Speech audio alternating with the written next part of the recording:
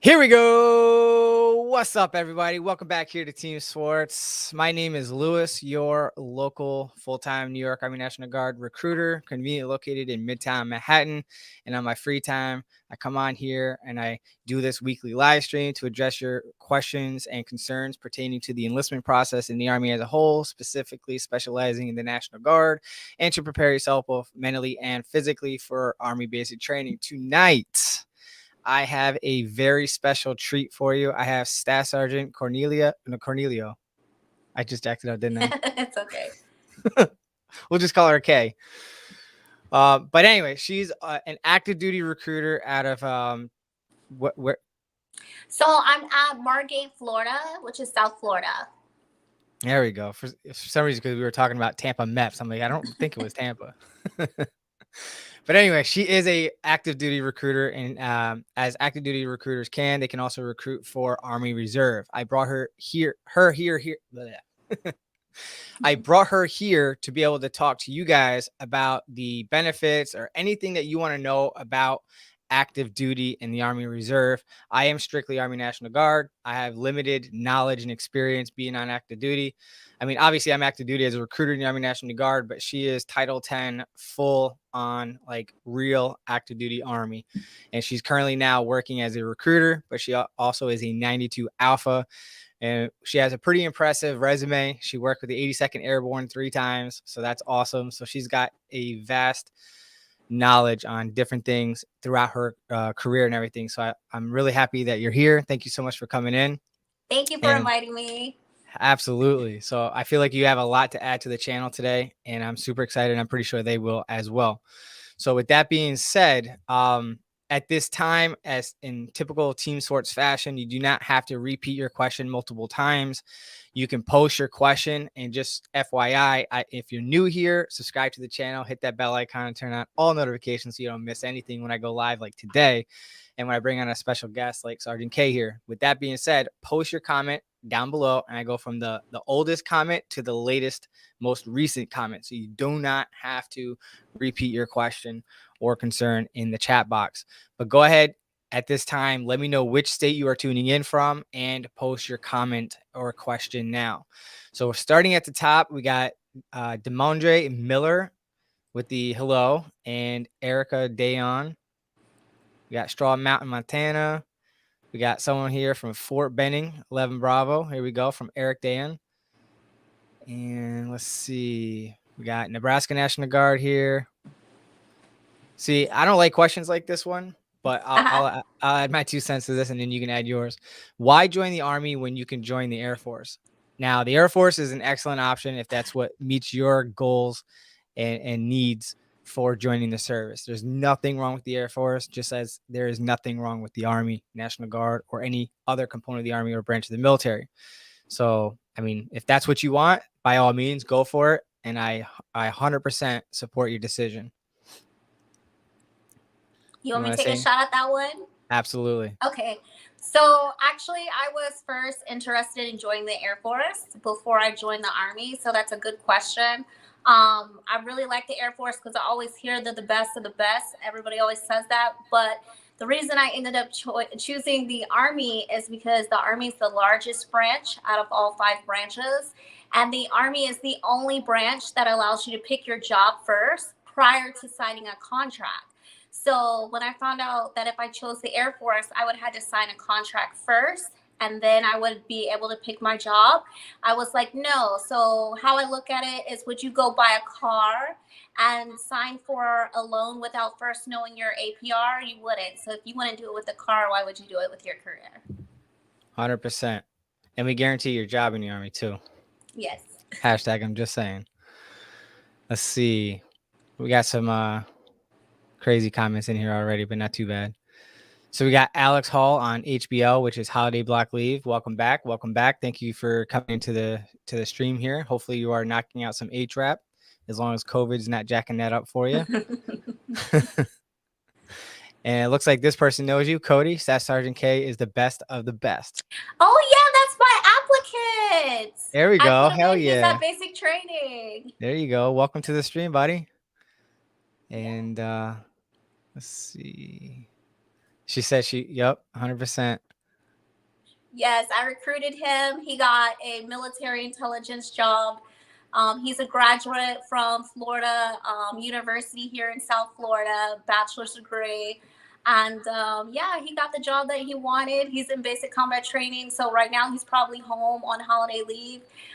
He's amazing. And I know he's going to be an officer one day. So the sky's the limit for him. There we go. Hell yeah. I support it. We got Michael from California. Oh, and then we got the Aiden Violet congratulating me on my baby girl. So I don't know if you know this, but we just found out we did the gender reveal over the weekend, and I'm having another baby girl. Hell yeah. So we got North Carolina in the house. What's up, Kai Anthony? You been to North Carolina? Yeah. All right. Let's see. Still in the Army National Guard because I want to stay in New Jersey and then maybe go somewhere else. All right. Cool. So what made you want to join the Army? Me? Mm-hmm. Okay. So I wanted to join the Army. Both my parents were Marines. My father served 22 years and retired, so I'm a military brat. And I wanted to join and serve my country and follow my father's footsteps and give back to the country that is the best in the world. It's an honor and a privilege. A lot of people look up and respect the uniform. It's not easy. You do miss a lot of holidays away from your family, but I wanted to join to serve most of all. And two, I wanted to gain college money. So I wanted to be able to go to college, and I didn't want my parents to have to pay for that. So that was one of the main two things that I joined. All right, good. So I joined the Guard by default, kind of like you, but with me, it was my grandparents. They were in the Marine Corps. They, even to this day, I still believe they have the best dress uniform. I do agree with that. I love it. Although the pinks and greens are looking pretty good too, but not Yes. quite as nice as Yeah, we look like we're in Captain America movie. Exactly. Yep. But I was actually looking to go into the Marine Corps or active Army at the time in high school. But unfortunately, at that time in 2000, 2001, there was very toxic recruiting tactics going on. Okay. And it wasn't just active duty. I'm sure there were some Guard people that were the same way. It just so happens that the 3 stations that I went to for active duty, they were all pretty much treating me like a number for the month and not necessarily willing to address my questions or concerns genuinely, or at least that's how I felt. And I kind of felt like they were just trying to process me as fast as possible without going through the motions and explaining everything and give me a nice warm and fuzzy. So I kind of felt like I was walking into a used car sales lot. Right. So I eventually ran into a National Guard recruiter. And at that time, as a senior of high school, I was a volunteer fireman for my local town upstate New York. Wow. And when I learned about the National Guard and our community aspect and our state mission, essentially helping out for like natural disasters, state emergencies, and still having that ability to go overseas, to me, I was like, all right, that sounds something I'm really, really interested in. And in my head, my mindset back then was if I didn't like it, at least it was only a part-time thing. Whereas if I went active duty, if I didn't like it, it's not like you could put in a 2-week notice. So for me, the Guard was initially going to be a stepping stone. And if I liked it, I would go active duty from there, which I almost did. Long story short, my girlfriend had cheated on me. I wanted to leave. I was like, I'm out. I'll see you later. And my unit full-timer was like, no, you're going to go down to New York City. You're going to go to Joint Task Force Empire Shield, and you're going to go on to our Homeland Security mission, which I did for 2.5 years. So that's what led me down here. And when you're on state active duty, you don't get retirement points on the federal side of the house for the Army. So I was like, I have to do something. I like being in uniform. I tried to go back for 3 months to my civilian job after 2.5 years being there, and I just don't like dealing with civilians. The world, yeah. Exactly. Yeah. So I ended up going to leadership school. Back then it was PLDC, which is now BLC, Basic Leadership Course. I'm an old dog. So we had a guest speaker. He said how he came from a third world nation, got a civilian education, joined the military. At that time, at 24 years of service, he spent 9 of those years in recruiting. And he said, those of you who are in reserve and Guard, if you don't necessarily want to leave your component of the Army to go active, but you still want to be full-time and take care of soldiers. And like I said, at that time was very toxic. Right. This is one way that you could come in and give someone a good and positive way of joining the service. So that was like the light bulb that went off in my head. And that is the reason, to your question that you asked me, to why I joined to be a National Guard recruiter. Yes. So that's how I ended up here. And I've been Uh-huh. here as a recruiter for almost 18 years so Wow. far. I do have a question. What's So up? with the National Guard, how many years do you guys have to do to get a retirement pension? Same as a reserve, 20. Okay. I mean, with the blended retirement system, it's a little bit different, but you still have to do 20 to become a retiree. Okay. Yep. And what if they So want to go to college? with the Guard, Yes. so with the Guard, just like the reserve, you're working 1 weekend per month and 2 weeks out of Okay. the year. I mean, you still got to go through all of your initial entry training, which is your basic training and your AIT, your advanced individual training, as you know. But with the Guard and and same thing with reserve, it's part-time. So you could focus on your education 100% of the time and only worry about that 1 weekend a month requirement Right. to serve part-time to earn your degree. Now, I didn't join for the college benefits because to me at that time, my mindset was somewhere else. I was like, oh, unless my job requires it, there's no reason for me to go. Right. Now, in hindsight, I probably would have done some things differently, like going to college earlier rather than 39 years old. Sorry to say, but Yeah. better late than never, right? Right. But yeah, so by being in the Guard, you get the same federal tuition assistance, which is $4,000, as you know, that you can use Right. towards your tuition. However, if you want to be a full-time student in the reserve or even in the Guard, the federal tuition won't cover, at least in our area, for a community college for one semester. Oh, It's wow. it's like almost like over $5,000, give or take, depending on the community college that you go to here, at least in New York City. Okay.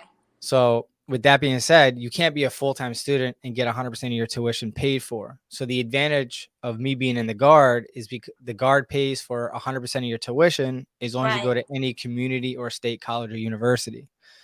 Now, it's not like that for all states, but for New York, it is 100% up to your first 4-year degree through the state tuition assistance. And then you can combine the federal tuition of $4,000 with the SUNY rate of the state tuition, which is valued, last time I checked, $7,070, which is over $11,000 that you could use towards a private university fee, tuition fee. So that's the main advantage that the Guard has over the reserve when it comes to college. Okay. So that's like the biggest thing. So how do they go about picking their job? Do they get to like pick it ahead of time or? Yes. So probably the same process as you. They'll pass the ASVAB test, right? And based on the line scores and availability. Now, the only difference between Guard and reserve, at least for the Guard, we are state specific, right? And in our area, we have a mileage, a radius of how far we're willing to put them into that unit to be a reasonable travel distance. Because as a private making lower income, right, as a soldier, it's not really feasible for them to travel long distances. So it's typically 100 to 150 mile radius in the state of New York to initially go into that, but it's based on the line scores and availability. So as long as that option is available, or we can get an approval for an exception to put them into excess, then they can still get their MOS of choice. Okay. And how is it also, another question, for moving up, like career progression? Let's say they come in and they're like me, an automated logistical specialist. When it's come times to like be an E5, like a sergeant, staff sergeant, do they go to like their MOS for that job, or do they go to a school for a different job for a leadership position if they don't have one, but they're trying to move up? You could do either, but if they're staying part-time, unless they reclass, it's by their MOS. And every year so when it's you like submit, the Army. yeah. So this there's some subtle differences or major differences. So with the active duty, you physically go before a board, right, to include your file. With the Guard, you physically don't go before a board. Your packet does. And when you're filling out your promotion packet, making sure you got all your ducks in a row, all the documents and COERs and all that stuff, what ends up happening is you get to pick the different zones throughout the state that you're willing to travel to for promotional purposes. So after your initial contract, and obviously the longer you're in, the higher the rank, distance is not really a thing. So if you're a sergeant or you're going to be a sergeant and you're willing to travel 4 hours to the other side of the state to take that promotion, you just have to choose that zone. Okay. So it's So you might have to zones. drive some distance for it. You might have to, yes. Yep. That's a good question. So let's ask that in the reserve side of the house. Okay. So how does that work in the reserve?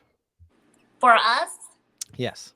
so it's kind of the similar way. So let's say they enlist out of my office, they go to basic training 10 weeks, then they're AIT, and then they come back to Florida.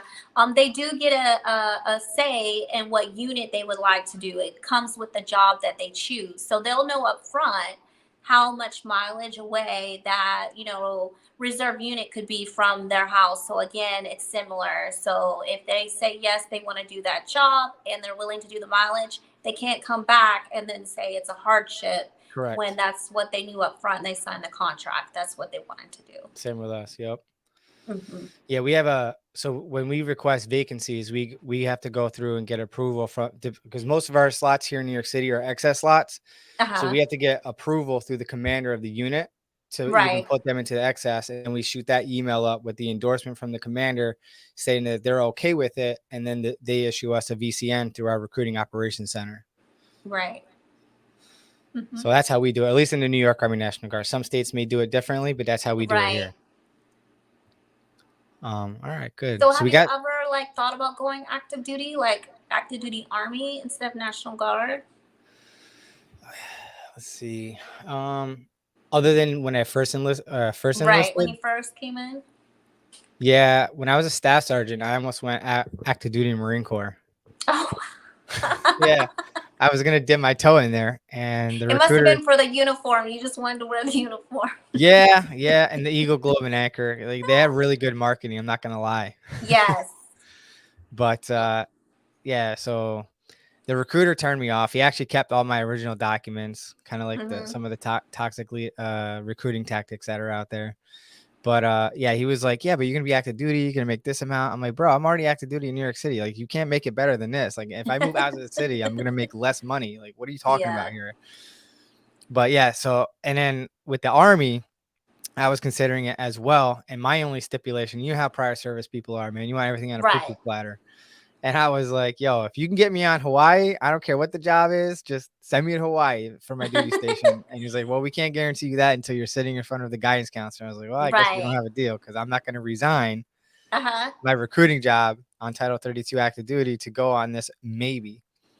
Because if I resign, I have to wait 12 months before I'll be eligible again to reapply to another AGR position. So there's no way that I was in a position to forfeit it on a whim to possibly go to Hawaii for my duty station. But that was back in like 2012 to 2015, somewhere around there, I would say. But yeah, I was considering it. I was definitely considering it.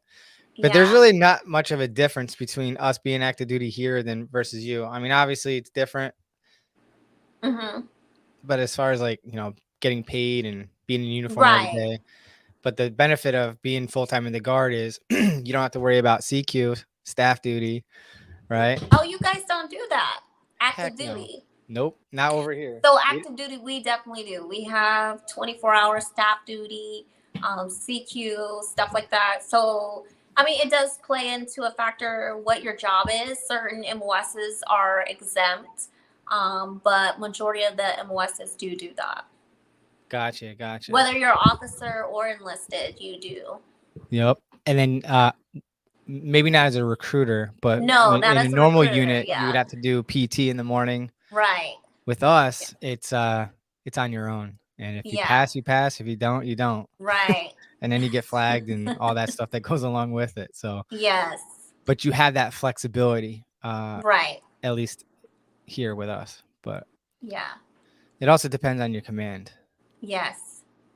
And I will say that, you spoke really honest about your recruiter that you had and why it played a factor in you not going active duty Army. And I will say the recruiter that I enlisted out of Fayetteville, North Carolina. And the recruiter that I had, he was amazing. Like, he actually explained everything. He was so thorough. It was a fast, smooth process. He was honest. And he really like spent a lot of time with me. And I think that was the main factor why, you know, it was like the cherry on the topping, why it's still the deal with the Army. And so I do agree with you that if the recruiter is not, you know, putting in the time, explaining everything, showing you visual, and making sure you understand, doing check on learning, even with the appointment, the one-on-one, then yeah, maybe they aren't, you know, doing the job that they're supposed to do. Because our job is 100%. to make them feel comfortable and everything. So if you come to my office, I always like to first introduce myself. I ask them, you know, what brought them into my office. I do an interview. I have a video of myself or a visual to show them how I actually do my job.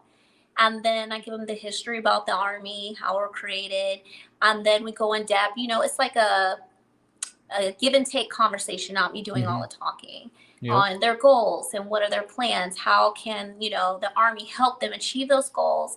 And then which option is better, full time versus part time, making sure they fully understand. And then I have a little pamphlet that I give them. And I tell them to use YouTube. So I love that we're using this because it has basically almost all the jobs that we have in the Army. We have 150 jobs for people to choose from.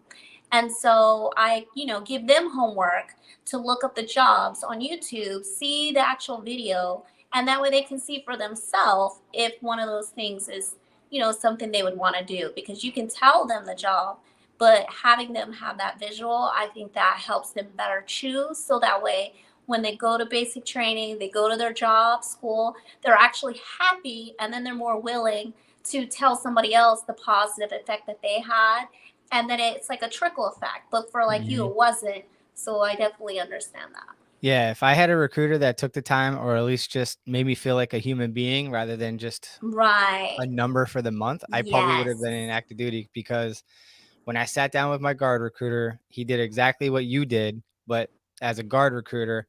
So I met him on a Monday at high school at a table display, sat down with him Tuesday after school, and then that Friday I did the medical and contract. Right.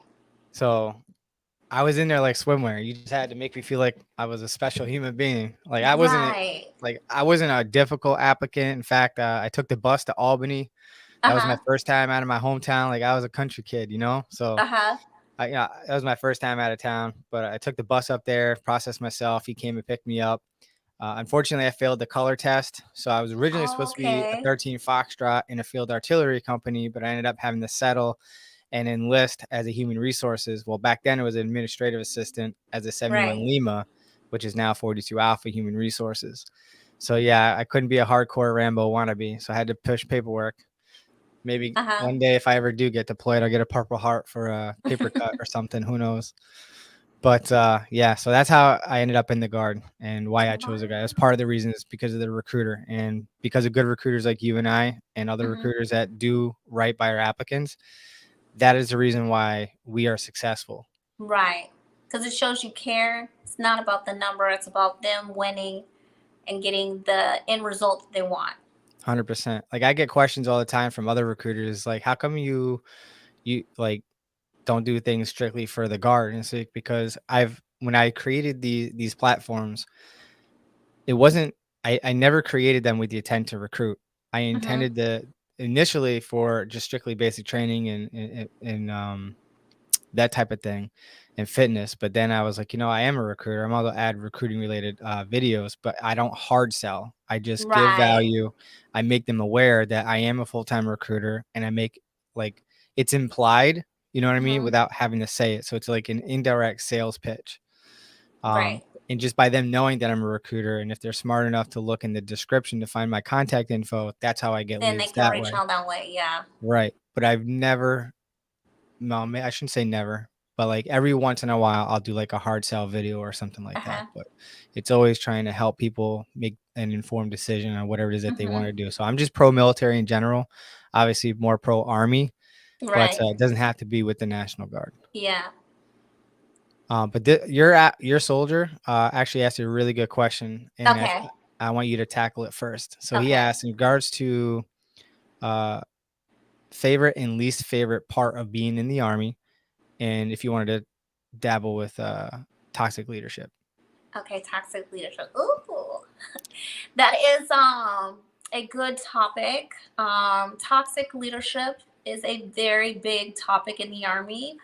Um, does it exist? Yes, it does. I do think that the Army is doing a fabulous job on making it better so it's not as bad. I do know when I came in, you used to get what they call smoked, all the time. So if you were out of uniform or whatever, they would make a big, deal about it in front of everybody. But back then it was normal. Now some people would see that as singling a soldier out or belittling the soldier, etc.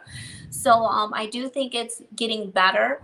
I don't like it, and I do think that the leadership is doing better with if you see something, they're speaking on it and they're acknowledging it and removing the individual if there is a toxic leader. My least favorite thing I would say about the Army in my 11 years of being in is time management. And what I mean by that is, being a private, etc. If you say, hey, be here at this time, and then you show up and then you're sitting there, the old military saying, hurry up and wait. I used to hate that. I came in the Army when I was 26, so I was very mature and everything. And if you tell me to be somewhere at a certain time, I don't like my time to be wasted or whatever. So that was one of the things that I didn't like. If you show up and then you're sitting around waiting, it was annoying for me. But that's part of being the Army. It shouldn't happen. Stuff happens. Timelines move. You just got to be able to adapt and overcome and be easy and flexible to change. But yeah. 100%. What's your favorite part about being in the Army? My favorite part? Oh my God. I love shooting. That was the least thing I thought about myself that I would like. I never shot a weapon before I joined, clearly. But when I went to basic training, that was my most fun thing that I learned how to do and actually became very well at it. And it was just so fun to shoot all different type of weapons. So I was in a military police unit in Germany, and that's where I really got to dabble into shooting some cool different weapons, and it became a passion of mine that I really, really enjoy. So, for me, Hmm. my favorite part of the Army is the fact that currently and for a long time, I help people just like Right. you are, right? I like helping people and mentoring them to be a better version of themselves. For Right. me, that's part of the reason why I do this content creation on my platforms. Like, I just like helping people. I'm not, I don't get paid to make this content. I do it for fun. It's my hobby. I just enjoy it. And if it wasn't for the Army, I wouldn't have this platform. I wouldn't be where I am today. I was a country kid. I grew up in the sticks, as I like to say it. And there's very limited opportunities there. And it's rough. And the Right. Army led me to New York City in the Guard full time. At first, it was the Homeland Security mission, which is state active duty here in the New York Army National Guard. And once I became a leader, or wanted to become a leader, because I was still a specialist promotable at the time when I applied to be a recruiter. When I got into recruiting, they automatically promoted me to sergeant at that time. And I've been doing it ever since. What I don't like about the Army is Hmm. I haven't really experienced this too much, but this Hmm. kind of like goes into the toxic leadership is you're treated like as a private. All right, Uh-huh. cool. You're at the bottom of the totem pole. However, we are treated like children. And it's funny because a police officer who gets out of the academy, kind of like a soldier as a private, they have the full authority to arrest people and to do all these things within the scope of their work and everything that they do as a police officer. And they're treated with respect and treated like adults. And as police officers, as a Right. soldier, as a lower ranking individual, a lot of times leaders will treat you like a child. And I never really understood that, especially when you're in the Guard or Reserve, because Hmm. Guard and Reserve is perfect for people who are financially stable, or maybe a college student going through college and still living at home with mom and dad. But many of us have a full-time career as a civilian, and they just doing this to, satisfy that itch to give back to our country in a part-time capacity while still living their life full time. And a lot of them have a lot more skill sets and experience in certain things. And just because you've been in the Army for a few years, you got some rank on your chest and you feel like you're better than them Right. because you're a sergeant and they're a private. I Mm-hmm. just don't understand that mindset where they treat people like children at times. This is not Right. everywhere all the time, but it happens from time to time. Mm-hmm. And I never really understood that. Right. And that's like the only con that I can think of. And a lot of the Mm-hmm. toxicity that's out there in leadership is where they walk around with like their poop doesn't stink. Right. And you know, that's my 2 cents on that topic. Mm-hmm. Yeah, I definitely agree. Like I said, going to basic training as a 26-year-old, it was tough because, being a civilian, and then going there, you're like a private.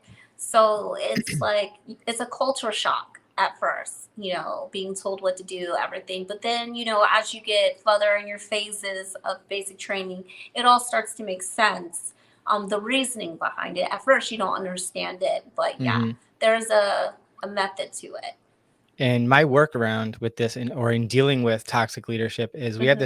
this saying in the military is to maintain your military bearing, meaning your Right. professionalism. Whether Hmm. something is said or done to you that's inappropriate or unprofessional, you have to remain a professional at all times. Now, that doesn't mean that Right. the other person gets to walk all over you. We do have Right. regulations, policies, and everything that's in place to protect you and to assist you. Sometimes most of the time it works. Sometimes it Right. doesn't until it gets into the right hands that can make proper influence. But Hmm. maintain your military bearing and remain a professional at all times, because as soon as you cross that line of unprofessionalism, now you're no better or worse than the other person who's committing these acts. Right.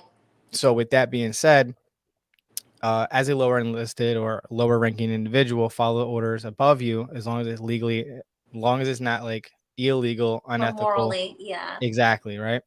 So as long as it's not too bad, follow through and then seek advice. It's best to find a mentor, someone who is of higher rank, preferably, not Right. necessarily, but and it also doesn't have to be within your chain of command. It's kind of better if it's Exactly. not in your chain of command Hmm. sometimes, because there's no conflict of interest in the advice Right. and tips that they give to you. But Hmm. mentorship is key. Find someone that you jive with that will be willing to take that time to mentor you and to bounce Yes. certain things off. Because, I don't feel that I have an ego, but we all have an ego to an extent. And sometimes you have to check your ego at the door and have a little taste of Right. humility, because someone may say something to you and you might get offended. And that's where it becomes pertinent to have a sense of awareness on how you're emotionally feeling in that moment Right. and ask yourself, am I responding or thinking emotionally? Or let me Hmm. take a step back and look at this from a third person perspective. And am I righteous in the way that I feel? Right. And you have Hmm. to ask yourself that and then logically break it down. Let me try to see it from this person's perspective and how they feel or think about this particular topic. Um, and that way you can understand and then seek that understanding, have that dialogue with that individual. Hmm. Why is it that you feel this way, or how do you see it this way? Because I don't see it that way because of ABC. And ask them to explain it XYZ to you, and then respond accordingly from there. And if you can't nip it in the butt in that moment, then you might need to seek a third party and do some counseling that Right. way and get the proper guidance. Hmm. And regulations are your friend. Everything in the Army, to breaking down a weapon to fixing a vehicle and all that stuff, we have a regulation on how to do everything in the Army. Right. So if you have a promotion issue, read the promotion regulation. Hmm. If you feel like you're being slighted or there's favoritism or this, that, there's a regulation to anything and everything that you could think of. And that's like where you'll find the answers. Start there. And again, find a mentor. That's my best advice and tip to anyone who's joining the military. Yeah. And it's not just a military thing, like corporate world too. They have toxic leaders there. In Hmm. fact, there's a lot, in my In the civilian opinion. community, yes. Exactly. Like, Yeah. in my opinion, the military gets away with so much Hmm. that if they did it in the corporate world, there'd be lawsuits. And I'm not saying it's that bad, but I've Yes. seen a thing or two in the last 20 years of my career. Yes. But I definitely think that you spoke on a good thing when you hit about mentorship. I feel like it's great to have a mentor, somebody to talk to get guidance on how to handle things. And you don't move up without having a great mentor. If there's a leader out there that says I did it on my own, they're definitely lying and not being honest, because you don't move up, especially when you get to the senior ranks, unless somebody mentored you and taught you, how to get your board file ready, what military schools for you to go to set yourself apart from your peers, and what type of positions to try to take and why, and then how to do counselings, how to mentor your soldiers and share knowledge with them so they can fill your boots when it's time for you to move and they move up, so that it keeps going on. So I feel like the mentorship is a huge, huge part.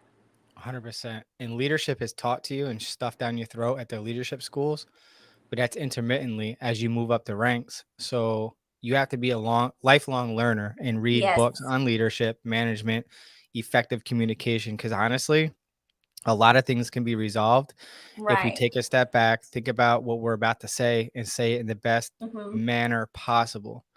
And having emotional intelligence will help you steer clear of certain situations from escalating to something bigger than it really is. And like I said, people have egos, myself included. So Right. sometimes you have to check your own ego and take it from there.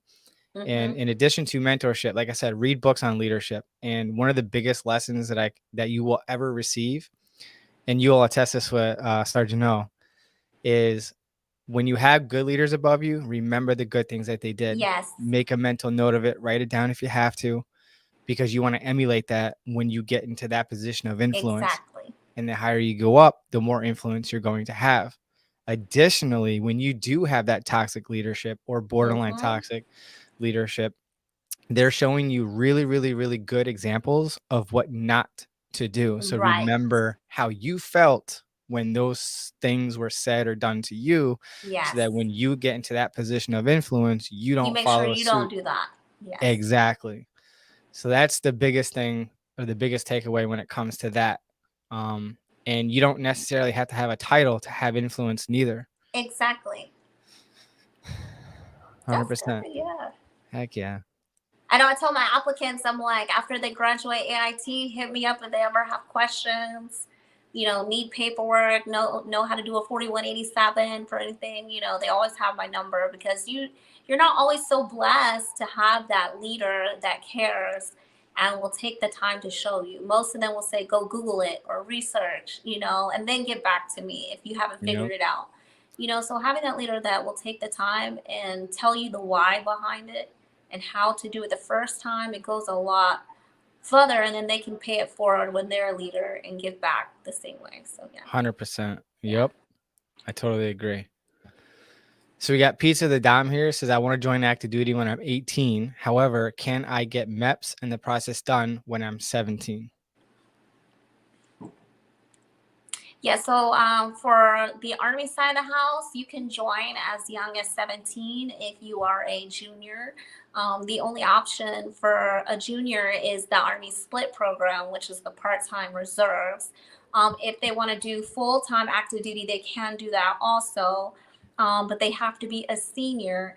Both options require a parental consent, so they have to sign the 1966 form giving permission for the minor to be able to sign um, and do that. But yes, they can do that. Yep. So for Guard and Reserve, what she said is the split training option, which allows you as a high school junior, 17 or older, with parental consent to do the medical exam. You could do basic training with a mandatory return date to be back in time for your fall semester. You'll complete your senior year of high school, and then you'll ship off to your AIT, your advanced individual training, upon successfully graduating from high school. And as she said, as a active duty applicant, you have to enlist as a senior in high school, and you still got to graduate. Yes, that's a key word. I forgot to say that. You have to Yes, graduate. 100%. Yes. So as the recruiter, we gotta keep that mentorship, keep involved with them, see how they're doing, check on their grades, make sure everything's good. Yeah, because they need to Hmm. graduate. So I think this person is referencing the ARMS 2.0 program. So he's saying Yes. he's 5'8", 215, pounds, and he said that he has to score a 50 on the ASVAB or the AFQT to get the waiver for his weight. And yes, unfortunately, you do have to score a 50. It is a requirement for the ARMS 2.0. So yes, so I just had an applicant enlist in the Army through that program. It is true. They have to score a 50 or higher, and they can't be over 2% body fat. So they can only have up to 2% to qualify for that. So, for example, if they're 3% or over, they won't qualify for that program. are you sure? Yes, they can only be 2% for Miami MEPS, 2%. So oh yeah, you mean 2% more than the allowed? Right, Okay, yeah, over, okay, yes. yeah. Okay, perfect. So if they're 3%, 4%, 5%, yes, they can. I'm saying over they're allowed, whatever their percentage for their age and height and all that. Yes. Yeah, I had a bald moment there for a You're second. It fine. went You're into a fine. blonde moment. But yeah, that is the catch. It's 50, just like if you need an age waiver. I Yep, don't know about 100%. National Guard, but if you need an age Getting back. waiver for the Army and you're 34 or older 34, you have to score a 50 or higher also. Yep, 100%. Yeah. So what she's saying is, let's say your maximum allowable body fat is at 24% as a male at 5'8", right? At 21 to whatever the age group, I think it's 29, something like that, or 30, somewhere around there. What the ARMS 2.0 will do, it'll allow you to go, like she said, up to 2% more than that. So that means you'll have a buffer up to 26% or less and be able to join with that exception to policy waiver request. Yes. And it's really simple to get. It's too easy, but yes, unfortunately, and their you do gotta job get selections is from heavy MOSs, so they can pick anything that's considered in heavy MOS. It falls under that program. Yep, I forgot about that. Good thing you brought that up. This person's saying that they're from California. They want to go active duty. Her concern is that her student loan debt, and I'm trying to figure out if the student loan forgiveness is an option and how many years is the minimum. So that typically happens more. I've seen it on the reserve side. And it will be, I can give her the exact amount in 1 second. It is typically up to, let's see. Hold on 1 second. And it's typically up to, I want to say 60,000 that they do. It's a little give and take on student loan repayment.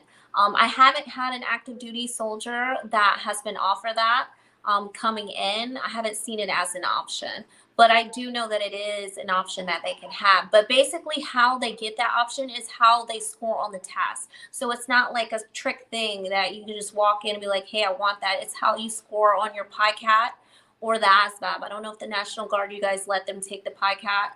Yeah, PICAT is definitely an option. Yes. So how they score on the PICAT, typically if you have over a 50 on the PICAT or the ASVAB, you're offered bonus cash and then the option for the student loan repayment. Right. So active duty might offer up to 60,000 because you're active duty full time. But for Guard and Reserve, the maximum legal amount that they can offer you through the student loan repayment program is $50,000. So at least for the National Guard, 6 years is the minimum for up to $45,000 in pre-existing federal student loans that are deferred or not in default, basically. And then 8 years if you have up to $50,000 in federal student loans, but they both have to be in your name. Like she said, you have to score a 50 better on the ASVAB. And for us, it's going to be MOS and or unit specific. Right. So it depends on the score and the job. So for example, let's say she scores a 78 on the PICAT. She goes to MEPS, she validates, she gets a 78. She's going to come back to our office. We're going to put in her scores, blind scores also. And then all her job options will pop up. It's typically over 30 jobs when you score high like that. And then how it works is then, let's say she gets offered 42 alpha. When we click on it, we open it, everything's shown in front of her, so nothing would be hidden. And she would be able to see her options. They may offer her 42 alpha with a 3-year commitment, $5,000 cash. Then they may offer her the same job with a 5-year commitment, $15,000 cash. She then has to decide If she likes that job, does she want the 3-year, contract with $5,000, or does she want the 5-year with the 15,000? Then she might get offered, something like 35 November, which is like an intelligence job. And they may say she has to do a 4-year commitment for $30,000. So out of those, 2 different jobs options and cash, she can choose, which one she wants. And then she might get offered, let's say, like, for example, 25 uniform. It's like similar to an IT job, Signal. Mhm. She might get offered that, but no cash. So then she has to decide which job she wants, one that comes with cash or one that doesn't, because maybe she wants to do that more than the other. So where the student loan repayment could come in is, let's say she has $15,000, student loan debt. She could pick that job with $30,000 cash and then turn around and use that to pay off her student loans. Yep, 100%. Leveraging every possibility as you can. Do you guys have, like in the active duty, we have what is called a quick ship bonus? Yes, They as long as they ship ship out between fast. Do October you guys 1st have and that May too in the 15th. National Guard? Okay. For us, it's 7,500. I'm pretty sure it should be the same for you, right? Is it the same for you, or? It depends on the job, again, on how much. Yeah, so she could get offered, the job plus an added extra quick ship bonus if that MOS has that. Right. So for us, between the enlistment bonus or the quick ship, the maximum amount a reservist and guard member can get is up to 20,000 in the reserve. For active duty, I think for the most part, it's 40,000, correct? For the active duty, yes, a bonus for full time is up to $40,000 cash. Part time is up to $20,000 cash. Right. Now I understand that with let's say someone goes special forces, sometimes they offer more, right? Well, special forces in the Army active duty, that's 18 X-ray, and right now they're offering up to $30,000 cash. There we go. Hell yeah. All right. Yes. So, Kai Anthony, thank you so much. I appreciate you. Oh, look at that. Saeed Gary is back from basic training. Welcome back, buddy. Thanks for the 75 hard. If you're not familiar with that, that's I forgot his name, Andy, whatever his name is. It's 75 days of 2 workouts. One has to be done outside. Both have to be a minimum of 45 minutes. You got to read at least 10 minutes or 10 pages per day. No alcohol. You got to be on a diet, and you got to post a progress pic every single day for 75 days straight. Aww. And he was doing it before he shipped, and he said he got a 565 on his ACFT. That's so that's good. Awesome. That's so he awesome. Crushed it. Hell yeah, he's crushing it. And he just started. That's awesome, man. Congrats, buddy. Appreciate you. Yeah, congrats. And then Muhammad Bilal asks, does S&P cadet need to go to basic training? S&P. So that's the Simultaneous membership program. It's an ROTC college level elective that they can take in high school to ultimately commission as a second lieutenant in either active duty, reserve, or guard. And to answer his question, no, you don't have to do basic training. Yeah, now, if you're an enlisted soldier and you've already done it in your S&P, then that requirement is no longer needed or required. So most people in that S&P and ROTC who have not joined the service will go through what they call basic camp, and it's a shorter training pipeline. And obviously, because they want you to be in school and all that stuff. But yeah, it's called basic camp. You won't go through basic training. But good question. Yes. And then we got Aaron Morales here from Virgin Islands with the National Guard. Ship out next week. Thank you for all the videos and questions answered. You're very welcome, Aaron. Thank you so much. Appreciate you. Demondre Miller asks, why 20 years? Why can't the military in general start a system where you can have or only do 10 years or 15 to get full retirement? So they used to have that program. When I first came in, you could retire early retirement at 15 years, but they did away with that. But then, they had the blended retirement, if you want to shine some light on the blended. Yeah. So I'm in the traditional retirement system. I'm too far knee deep into my career to even look at considering the blended retirement system. So the two main differences. Well, first of all, there are 2 retirement systems. You have active duty retirement, and then you have part-time retirement. With active duty retirement, you receive your pension immediately after you retire. Whereas in reserve and guard, if you retire, you have to wait until age 60 to collect. Now, under the traditional retirement system, you would receive on active duty, you would receive 50% of your base pay of the highest rank held throughout service at time of retirement, where in the reserve and guard, it's about 50% less than that. So typically, let's say you do in the Guard or Reserve, 24 years of service, you never deploy, you're strictly part-time, and you make it to E7, your retirement pension is basically, as a reservist, a little over $1,000 a month as a part-time soldier. As an active duty soldier, just counting retirement, not considering like disability or anything like that, it's a little over $2,000 a month at time of retirement of the equivalent. So that's a major difference. With it, Now, yeah. under the blended retirement system, so I have mixed feelings about this. In my opinion, I feel like the blended retirement system was created to have the government save money in retirement. Because think about it. You're only guaranteed 40% of your base pay at time of retirement, where you can invest in yourself into the stock market and set up your portfolio, and they'll match up to 5%. So that's how you'll get up to 50% like you would a normal soldier, with the potential of making more. But with many people joining the military and young folks now worrying about the now rather than the long game, they want that money now for whatever their reasons are, and they don't save or invest their money and think about their future.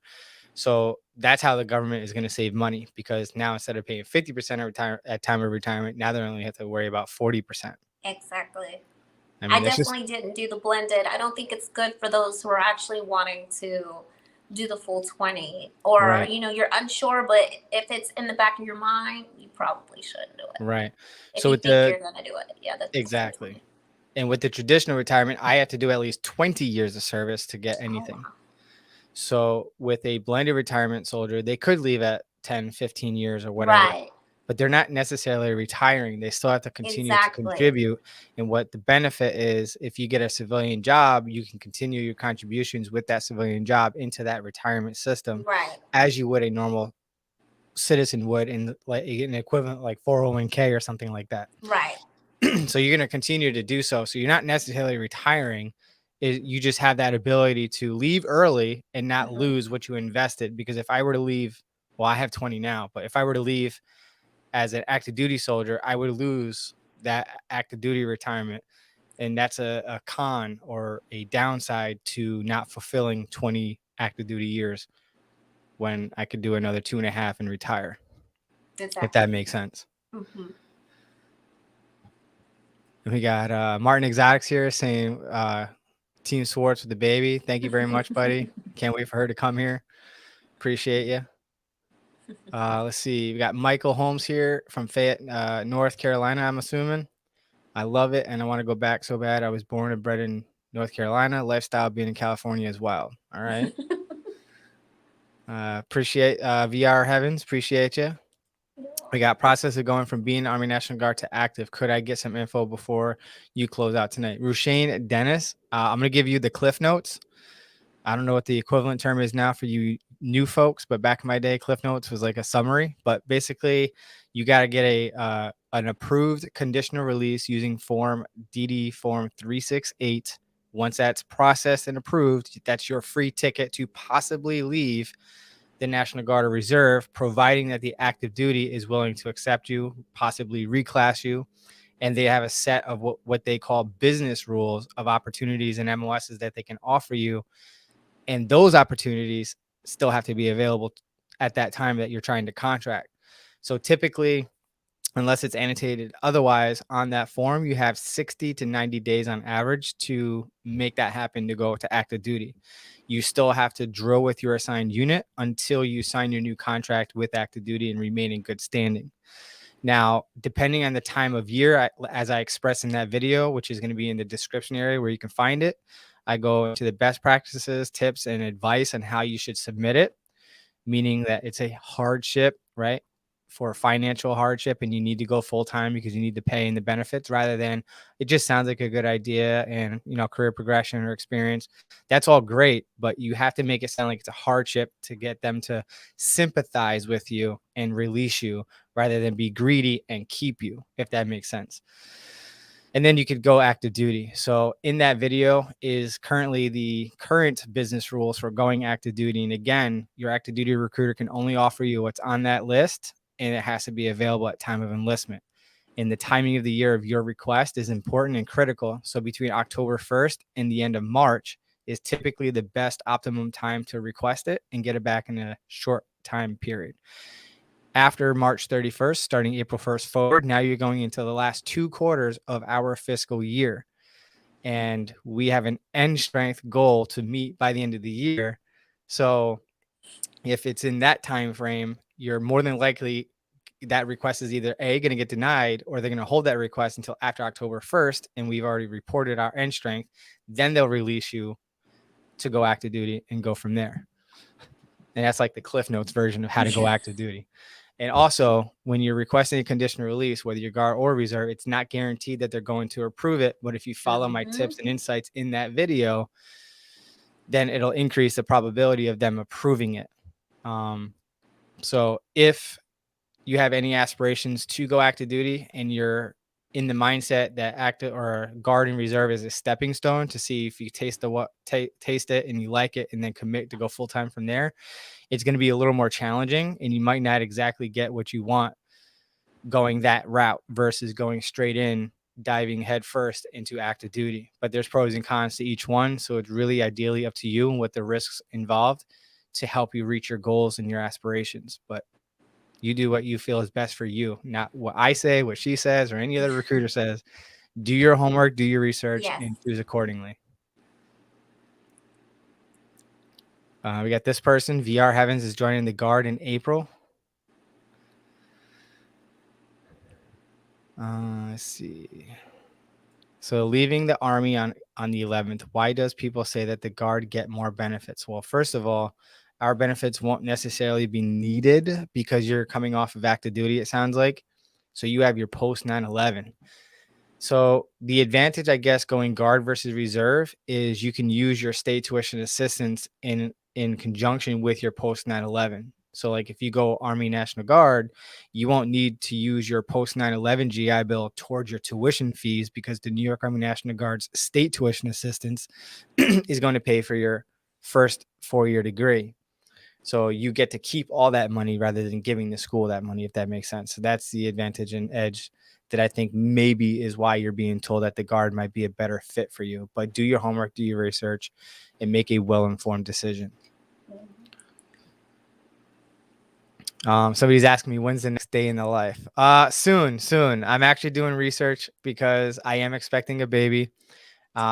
This little neat little thing behind me is going to be gone. It's going to turn into the nursery. So I'm probably going to switch up to a day in the life vlogs and still deliver the same style of content, but being delivered in a different format. So let me know what you think about that. And I'm going to be testing it out starting in the new year. So we got until May-ish to make this happen. Let's see. I hear you get weekend passes for OSA due to it being 22 weeks. Now, is that true? No. Hell no. You're basically in basic training the entire time. Now, if you go to AIT. Yeah, they get passes. They get passes. Yes. But OSA, they treat you like you're in basic training the entire time you're there, man. That sucks. So I think that with Jonathan Gallo's question here, we already established that. The split training option? Oh, yeah, we did. That's where they go to basic training during their summer between junior and senior year. 100%. And then they'll go to AIT after they graduate. And I also have a full-blown explanation video down in the description area for you to watch after you get done watching this stream. It's very good. I watched it. Oh, yeah? Awesome. Yes. We got Michael Steins here, says, I have slight ADD, but it doesn't hinder me from my normal job I have now. But I was just wondering, would that be a disqualification for joining? You want to tackle that one or you want me to? I'll let you go first. I want to see what you say. ADD in of itself doesn't necessarily mean that you're going to automatically get disqualified. I mean, you're going to get disqualified pending medical documentation, evaluation, and recommendation from your doctor, because you could have slight ADD, like you say, or you could have like full-fledged knee-deep extreme ADD where you're on medication. That's where the issue comes. So if you're on medication, you could pretty much count that you're going to be permanently disqualified. But depending on the prescription and the dosage, you may possibly qualify for a medical waiver, Right. but I wouldn't hold your breath on it. Now, if It's you've very been, rare. it's very rare, extremely rare. So if you've been diagnosed with ADD in the past and you're not currently, maybe never been on medication, then you would probably be a good candidate for a waiver. But if you've ever been prescribed anything and you're currently on medication, you're definitely not getting in. Now, if you've been off of medication for, the doctors will probably say like more than 6 to 8 weeks, maybe 90 days, would begin the process of you possibly being entertained for a medical waiver. But in all honesty, you want to show that you're stable, and you're probably going to want to wait 1 to 3 years of stability with not being reliant on medication for ADD or anything else, basically, to be a serious candidate with possible favorable results of a medical waiver being submitted on your behalf. If you get off medication and you wait the minimum 6 to 12 weeks and expect a medical waiver to get approved, you're dreaming. Yeah. That's just my Because he personal would opinion. need a medical document from the doctor actually stating that he no longer has it, he doesn't need the medication, etc. It wouldn't just be his word or a parent word. They would actually need supporting medical documents to submit for the medical waiver. Exactly. And previously, before MROADS took over, MROAD is a new MEPS update that's destroying recruiting at this present moment. But if you've ever been diagnosed with, not actually, I shouldn't say diagnosed, but if you've ever been prescribed any medication in the last 7 years, MEPS now has the ability to pull prescriptions, and it's kind of like a credit report. So it's only based on what is reported by your insurance companies to this agency that monitors it or what have you. So they're pulling up pharmacy records dating back 7 years. And if you've been prescribed something that you did not list or annotate on your medical pre-screen, a form that we call DD form 2807-2, then you have to source medical documentation.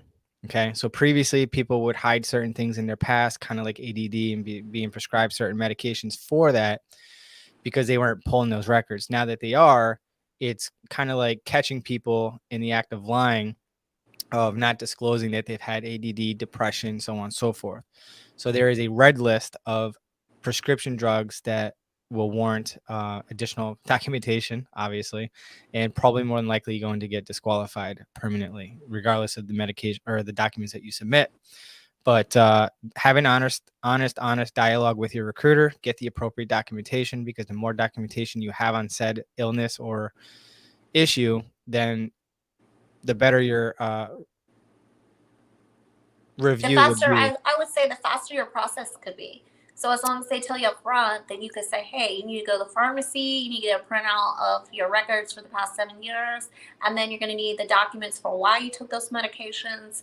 And then if they had surgery, they need the the surgery notes, post-op notes, and then a note saying they no longer have complications. So if they tell the recruiter that up front, we can tell them what they need, and it'll make the process go faster. Way faster. Now, again, when they pull pharmacy records, they're not seeing the diagnosis. They only see the prescriptions. So just because you've been issued an inhaler in the past doesn't mean that you're going to be permanently disqualified forever, right? They're just trying to rule out that you don't have asthma. So if you were issued a pump for, say, bronchitis for a few weeks to clear up your lung infection or something along those lines, if you have the supporting documentation to back it up, then you're good to go. You'll be cleared, even though you've had that in your record. So they only see the prescriptions, not the illnesses. That's why they're going to have you request your medical records pertaining to that. And each MEPS CMO has the discretion to request all of your records dating back 7, 10, whatever, all the way back to age 13 forward. No, I don't think typically they just want what's going with that one prescription. In most cases, yes, but some CMOs are requesting all records for some reason. It's not the norm, but yes, typically it's just the issue that arises. So they're not pulling medical records. The burden of proof is always going to be on the applicant. The only thing they have access to is your pharmacy records. So somebody asks, the Adden Violet, is it true that I could lose my rank if I switch from National Guard to active? That's a good question. Let's say they're an E5 or an E6. How does that work for active duty? That's a good So question. typically, they have to bring in their documentation showing their rank. I personally have not put a prior service in. I did have one come. He was coming from the Marine Corps, and he brought all his documents. He was a specialist, so he was going to be able to come in at the same rank. He was not going to lose rank. He just had to have proof of that rank, certificate showing he was awarded it, and then his, documentation DD 214 showing that he got out honorably. And then he was going to be able to come in. The reason he didn't was because he never took the time to get proof of his rank, and he just ghosted, like said he couldn't find it. It was just weird. But if you are that rank, you should be able to find it and have all your documents, and you keep your rank. I haven't seen somebody lose rank.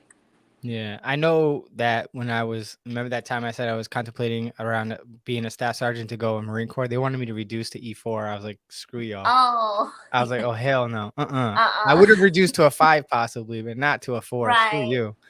Yeah.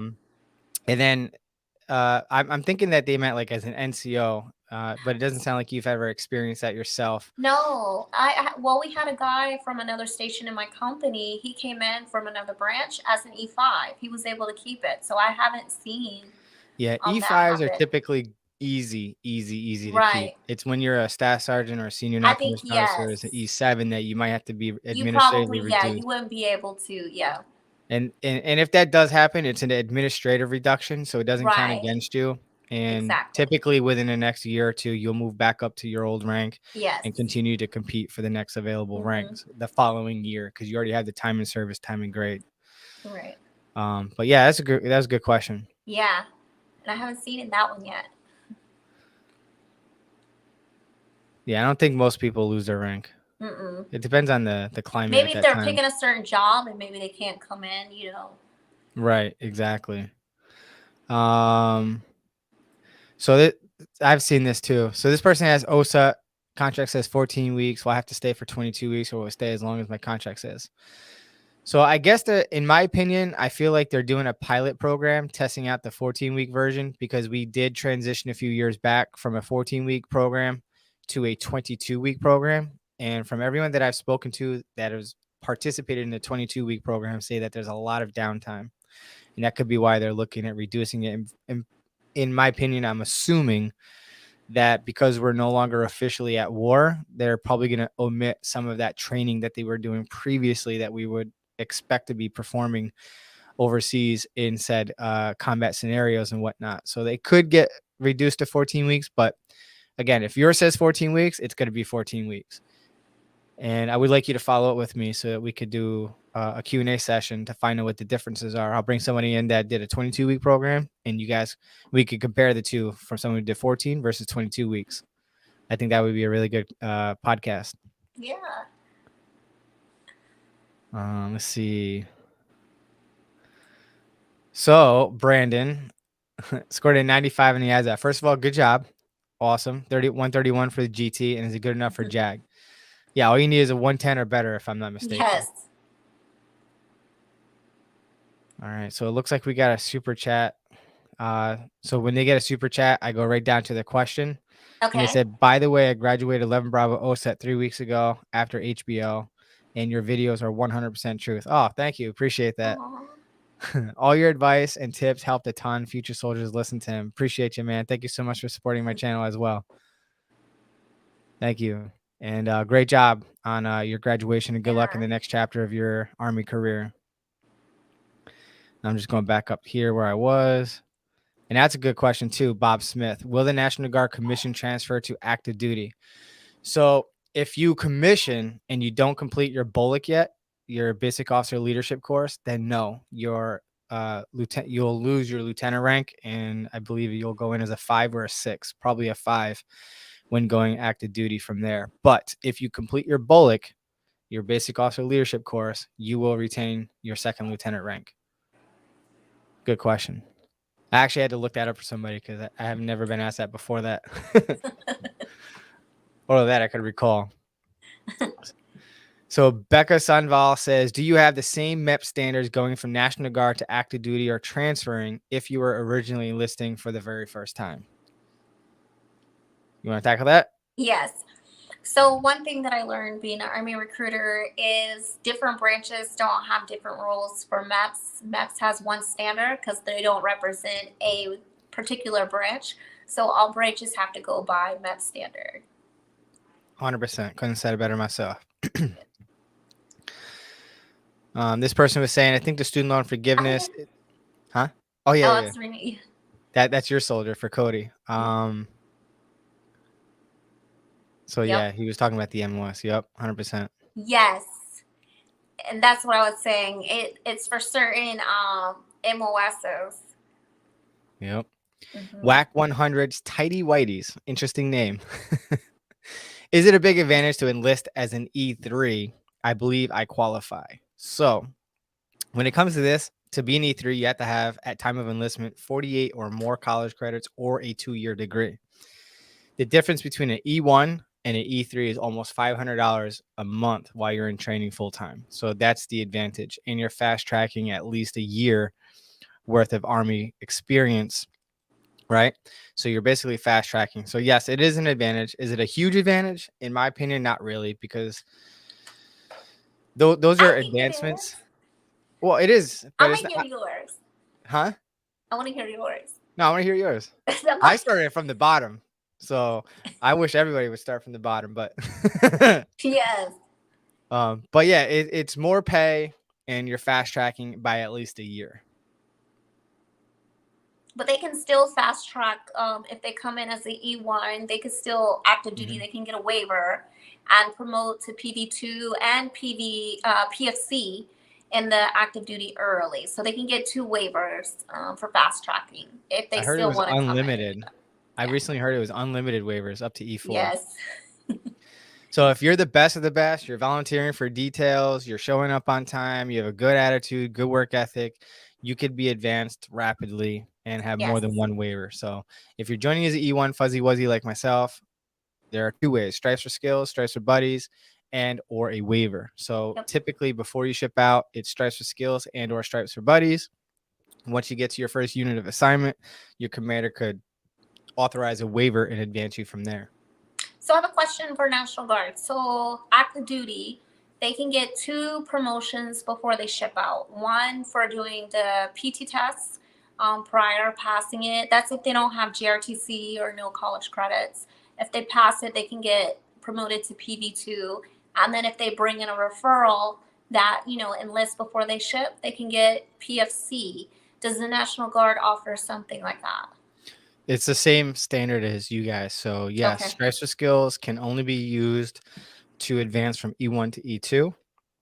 And then the stripes for buddies could be used as a standalone advancement, or it could be combined. So you could refer one referral to get from E1 to E2 and a second referral to go from E2 to E3. Right. Or you could use the stripes of skills to go from E1 to E2 and then one referral to go from E2 to E3. But all that has to happen before they ship out to basic training. Okay. Because after that, then it's time and grade, time and service, and whatever eligible waivers that they can get from their command when they get to their unit of assignment. Right. I'm pretty sure it's the same for you guys, right? Okay. Let's see. Yeah, I could definitely do a video on that. That's not a problem. Do you speak Spanish by any chance? Me? Poquito español. There we go. I don't know what they're saying here. I'm assuming that's Spanish. Yes. All right. I think we saw this question already. Do National Guard S&B cadets go to basic training? You answered that one. Yeah, yeah. It was worded differently, but yeah. If you're in the Guard, then you're doing basic training, and then you'll be exempted from doing their basic camp. And if you are not enlisted and you have not completed basic training, you'll do basic camp instead. So question, I don't know if you covered it. If they want to go to another state, like let's say they enlist and they're in the National Guard in New York, what is the steps for them if they want to move to Florida and do National Guard in Florida? I actually recently did a video on that because I had some active duty recruiters blasting on one of my videos saying that it's impossible for a Guard soldier to do it. And it's not. It's called the interstate transfer. And now that IPSA has taken effect for all 3 components of the Army, it's basically streamlined the process. Okay. Prior to IPSA, each state did certain things slightly differently. Mhm. And sometimes it would either expedite the process or slow down the process. And there was a lot of people that thought that they knew the regulation that were making stuff up and pretending that it was regulation, making it frustrating for the soldier involved. Mhm. But it's clearly written in the regulation. I go over it in that video, but essentially, what IPSA does is the unit has to upload certain documents. It's actually like 6 to 8 documents that they have to upload into Okay. IPSA, into, I forgot what it's called, but the RMS. It's not the Mhm. recruit management system. It's something else for retention or whatever. But into that area, and then the IST coordinator from the losing state will contact the gaining state IST coordinator and find them a unit in their area. What I didn't know, which was pretty cool when I was researching this video, because one of the things that I do on my channel is I don't like to say I think Right. often. I like Right. to be as accurate as possible. Mhm. So in my research, the ISD coordinator was saying that you, like, if you know you're moving to another state but you don't have a permanent residence, like a lot of commanders like, oh, you need an exact address of where you're going. No, wrong answer. You don't need an exact address. You need to know at least a general area that you know you're going to be moving to, like maybe a Mhm. region or a county or something along those lines, Right. and a timeline of when you're moving there. The earlier you know that you're moving, the earlier you should start the process. The fastest one can process an IST would be like 30 to 45 days. The longest it could possibly take is like within 4 months, worst case scenario, 6 months. Some commanders will tell you that you can't drill with other units in the gaining state. Let's say life moved you rapidly to that new location and your unit is telling you that you have to go back to your original state to drill. Mhm. It's clearly states in the regulation that you can drill in the gaining state in another unit in lieu of your drill at your home state where you originated from. It's called a SUTA. It Oh basically means wow. that you could drill and work in another unit due to the hardship of traveling back and forth, because it would be a financial hardship for a lot of people to travel back and forth. So you don't let your commander or unit tell you that you can't. Now, your unit can, commander, why they would or would be beyond me, but if they say that they're not going to approve your IST request, they can disapprove it all day.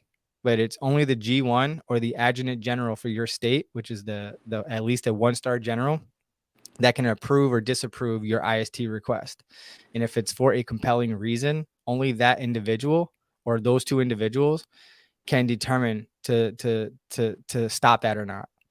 The issue is, what some soldiers will run into is if they're flagged for a negative reason, height and weight, Right. PT, medical reasons, which all of those things can be waived by the gaining state if they so Okay. choose to approve a waiver for that. Doesn't mean that you're not going to get transferred, but if you are flagged for another reason, that gaining state could be like, nah, fam, we good, we Gucci, you're not transferring over here, and you have to find a different unit. So those are some of the things that I discuss in that video. That video. Exactly. So yes, it can be done. It's Okay. relatively painless Mhm. nowadays than it was years ago. It's always been a thing that it could happen, but some units, if you are a subpar soldier, maybe a minimalist, maybe not so much of a favorite in the Right. unit could drag their feet. So as long as people are not on leave or any other hiccups, typically within 30 to 45 days, it could happen. And you could drill in the new state that you're in Okay. lieu of your normal drill. So yeah. So how does that work in the reserve? I mean, I kind of already know because I spoke to a reservist that does the transfers and stuff, but if you want to share it with everyone else. Yeah, they can definitely, I mean, transfer. I haven't heard of it being a hard time. It's fairly easy. Same, they have paperwork that they have to do that, but it can happen. And it's something that I think is great. So if you want to move around, they can still do it, because some people, they don't want to do full time, but they still want that option of moving around. But yeah, they Yep. can definitely do it. Yep. One thing that the military, when you're part-time, can't tell you to do is not move to another state. So if your commander is telling you otherwise, or a full-time unit Yeah. member is telling you otherwise, they are dead wrong. You are a full-time citizen and a part-time soldier. And if your job, your employment, let's say you are unemployed and you got a new job in California and you live in New York, you're going to transfer to California because that's your full-time livelihood.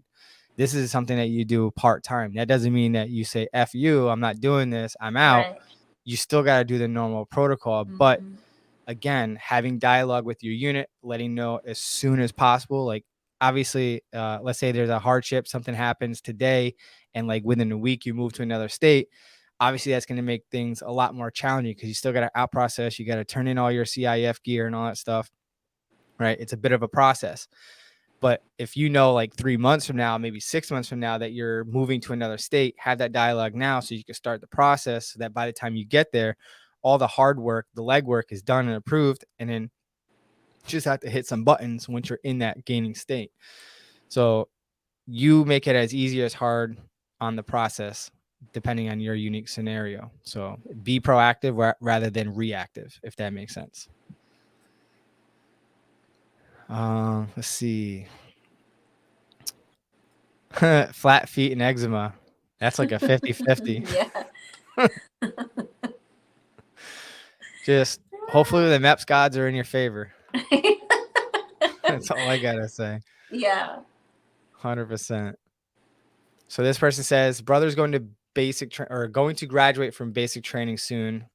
Sister's in the Navy and I'm in the Army. What should we go to grad? I think they're asking if they should go to their graduation in uniforms. My opinion is go in civilian clothes because that is their day to shine. You've already had your day. That's like kind of like stealing their thunder. Like, I get it. You want to be like part of it. But in my opinion, go in civilian clothes. Make them feel special. Try not to go in uniform. That's just my recommendation. Because they work so hard those 10 weeks. Yep. You've been there, done that, got the badge. Yeah. Let them shine. They need to go in cities. Yep. Exactly. And then we have Detra Young here asking if you could join with 2 DUI charges. That's a morale waiver. 100%. DMPM waiver, actually. And those are pretty tough to get approved. You have to find a commander that's willing to sign off on them.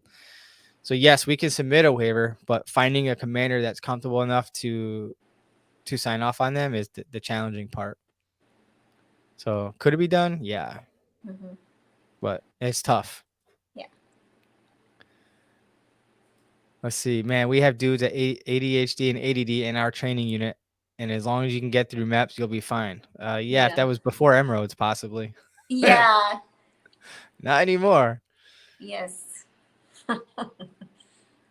And demo unit says that you'll be issued different shoes for flat feet persons. But yeah, so when you go to Army basic training at the reception battalion, they have 3 different columns of sneakers beneath those, depending on if you're flat-footed, you have a normal arch, or a high arch.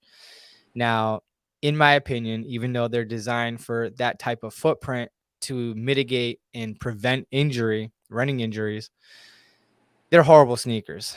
In my opinion, you're better off dealing with it for the 10 weeks that you're at basic, but actually invest in a good pair of actual running shoes. Steer clear of the commercial shoes that you find at your local mall, Foot Locker, and stuff like that. They look nice, they're cool, but they're not actual like long distance designed running shoes. Yes, they're designed for running, for linear type running, but they're not for long form running. So get into an actual running store. Some places are high speed. You run on a treadmill for a few minutes. They see your stride, how you land on your foot, all that good stuff.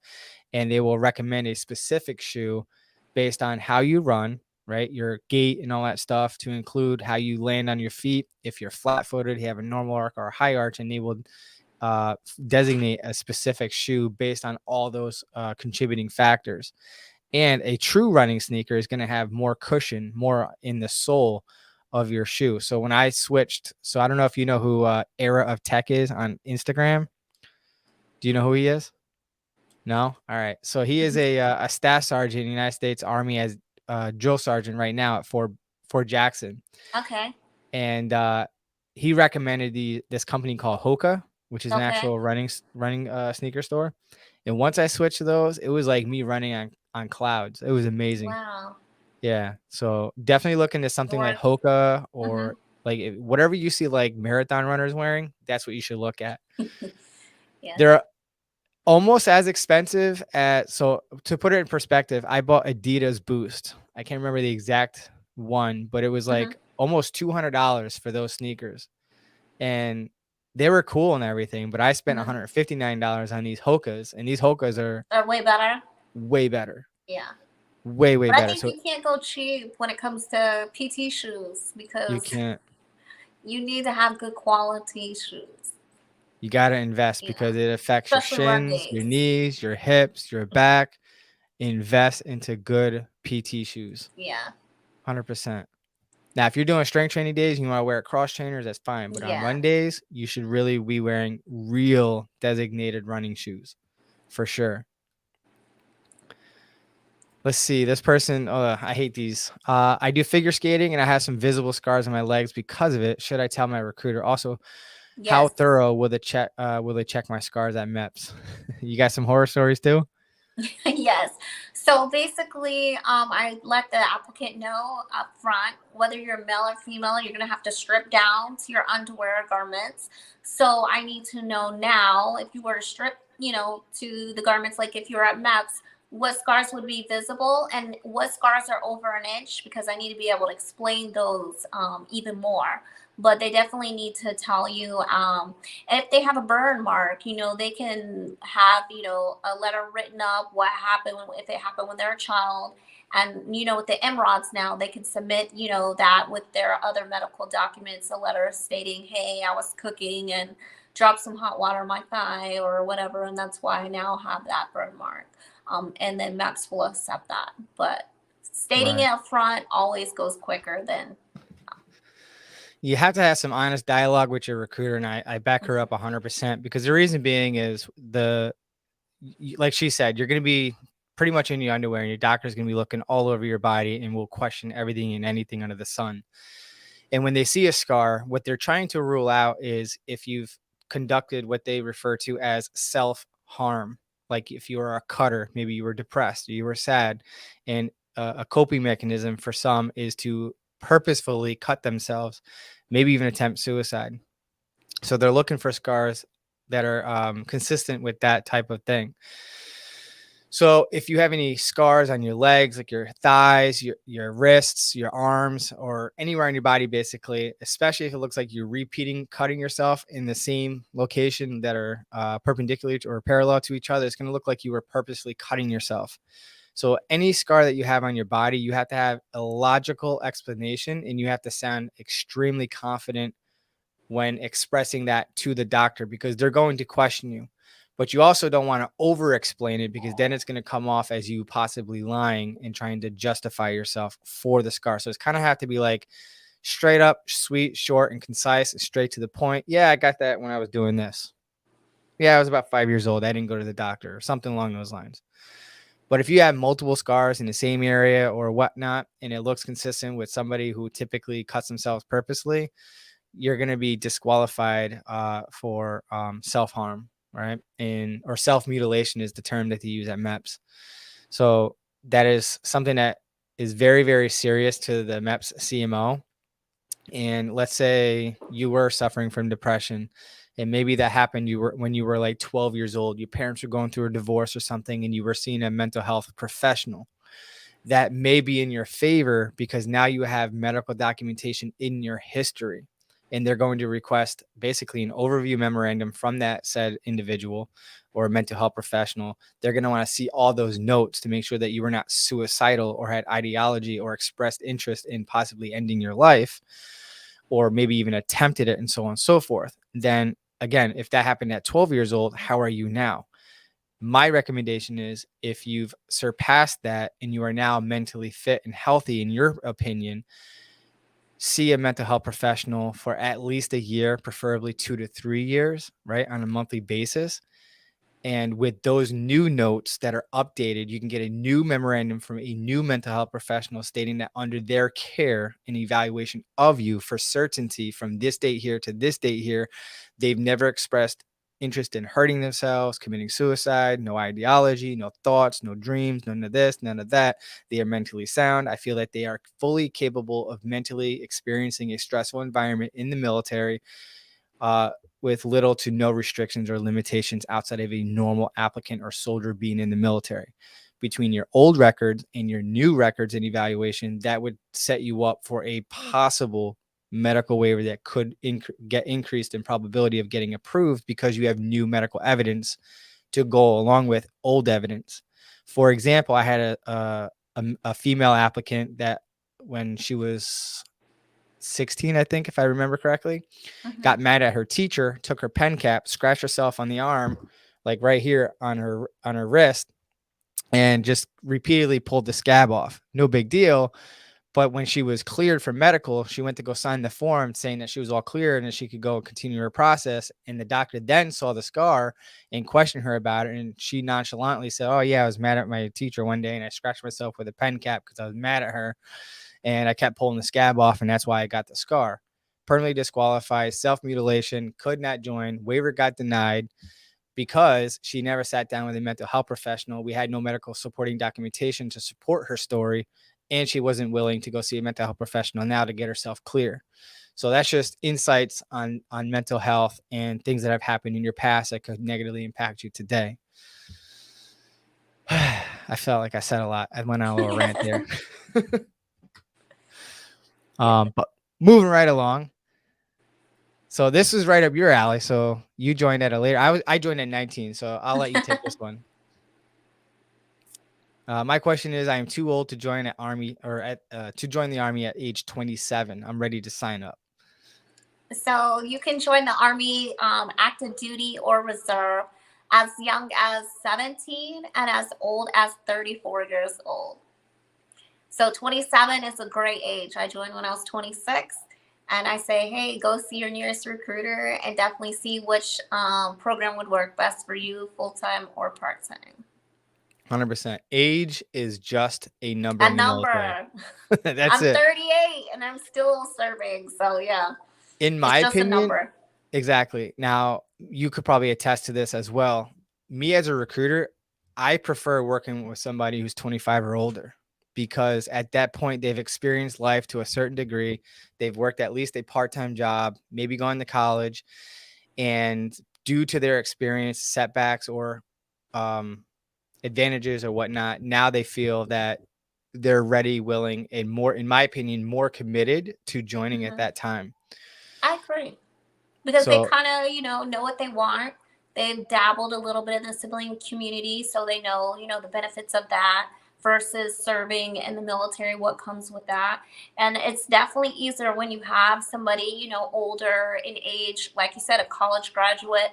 They're the easiest applicants because, if you need documents, high school diploma, transcript, college diploma, college transcript, they go get it in 24 hours. They're shooting it to you. Sometimes the younger age applicants are the worst because they want you to go get the documents and have every excuse why they can't go get it. And just because maybe they don't know how and they're too shy or embarrassed to ask for help on how to do it, or two, it could be pure laziness that they would rather you go get it. But like I tell people, even if you're applying at McDonald's, would McDonald's go get the documents so you could, get hired at McDonald's? They wouldn't do that. So why would you want a federal job to do that for you? Yep. I hate when people walk into the office of the military with the mentality that it's their Hail Mary, like their last resort. I hate that mentality. It's like, really? Yeah. I think you should go now. I don't even want you. Yeah. You know what I mean? But yes, I agree, because I feel like the National Guard or the Army, it has so many benefits that come with it that it shouldn't be your last resort. I would like to ask, why wasn't it your first? Was it because you didn't know what it was? What you would do? A lot of people don't know, and there's nothing wrong with that. So yeah, I definitely think it should be your plan A, not your plan B. Yep. And there's nothing wrong with coming in after the age of 25, like she Yes. said, because as a young person, you're easily influenced. There's a whole world of uncertainty. You don't know what to do with your life. You don't know if college is where you Right. should be going, or a trade school, or straight to the workforce. And you got a lot of people that mean well for you, that have an opinion of what you should do with your life. Sometimes, especially if you come from another country, they come here for the American dream. And in their mindset, they're like, if you have to be a doctor, an engineer, a lawyer. And if you're not one of these three things, you're dead to me. And they sacrifice their life to bring you over here to get the American dream.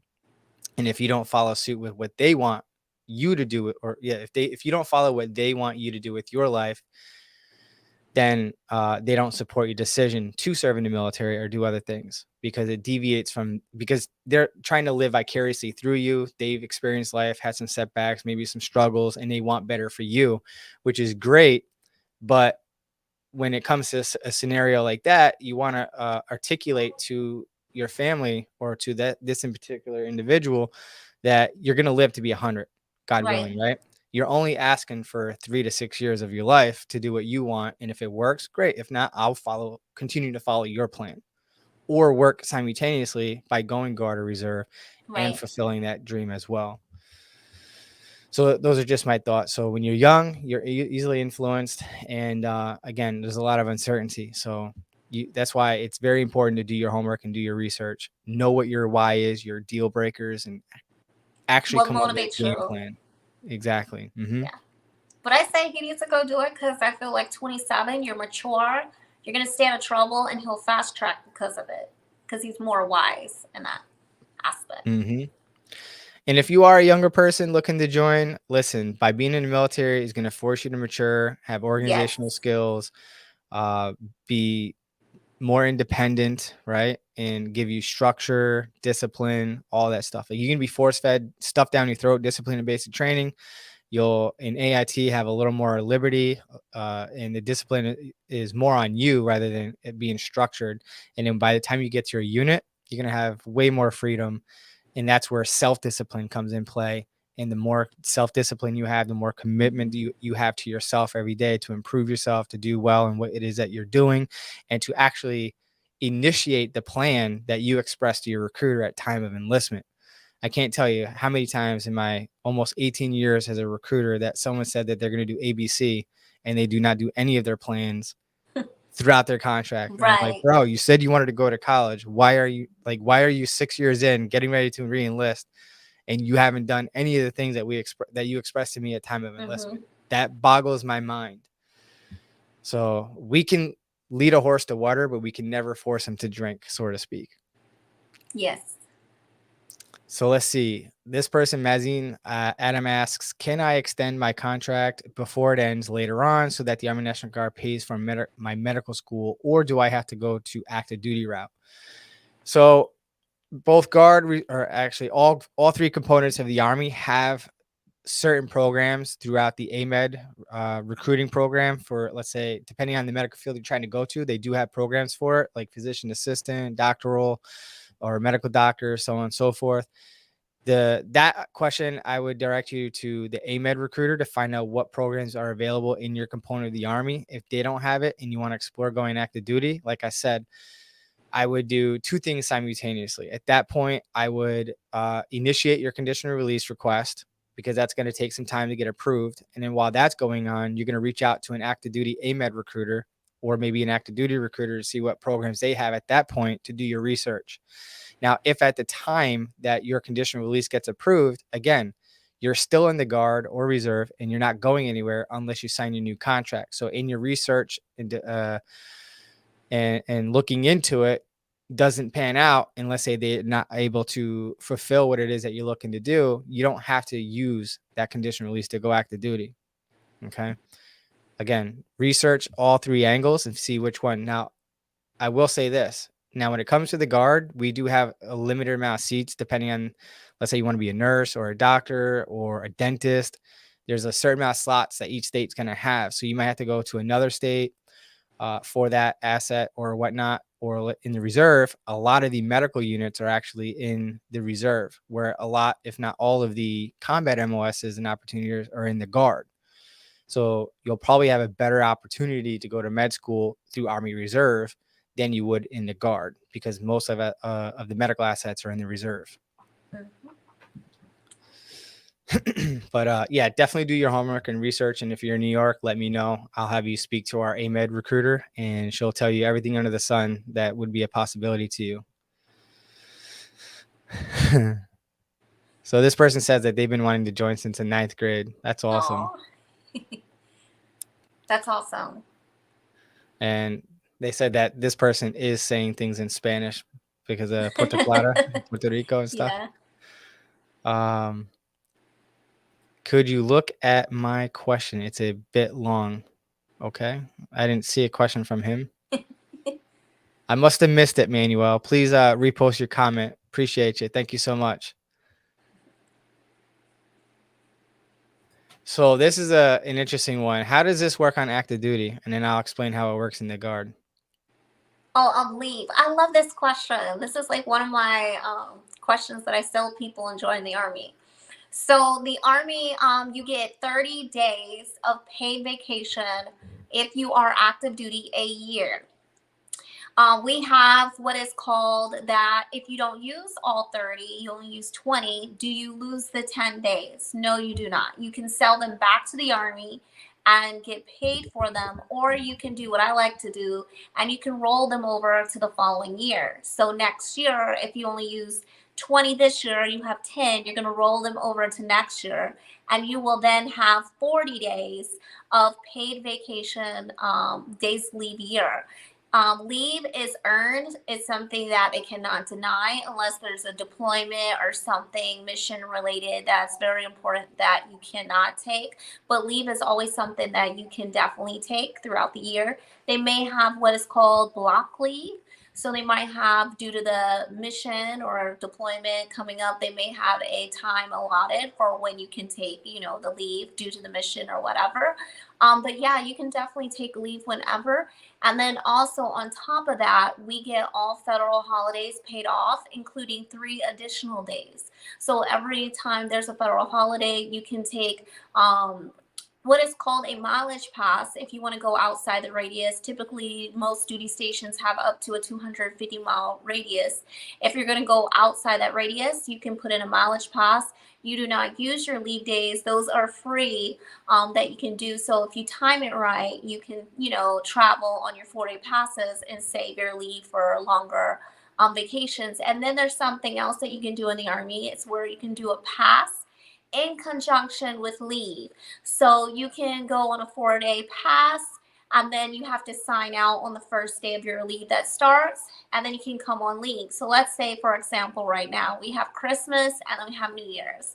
You can take leave before Christmas and then sign back in, and then on Christmas Eve you can start going on your Christmas and your Christmas Eve 4-day weekend, which is this Friday, and you'd be off to Monday.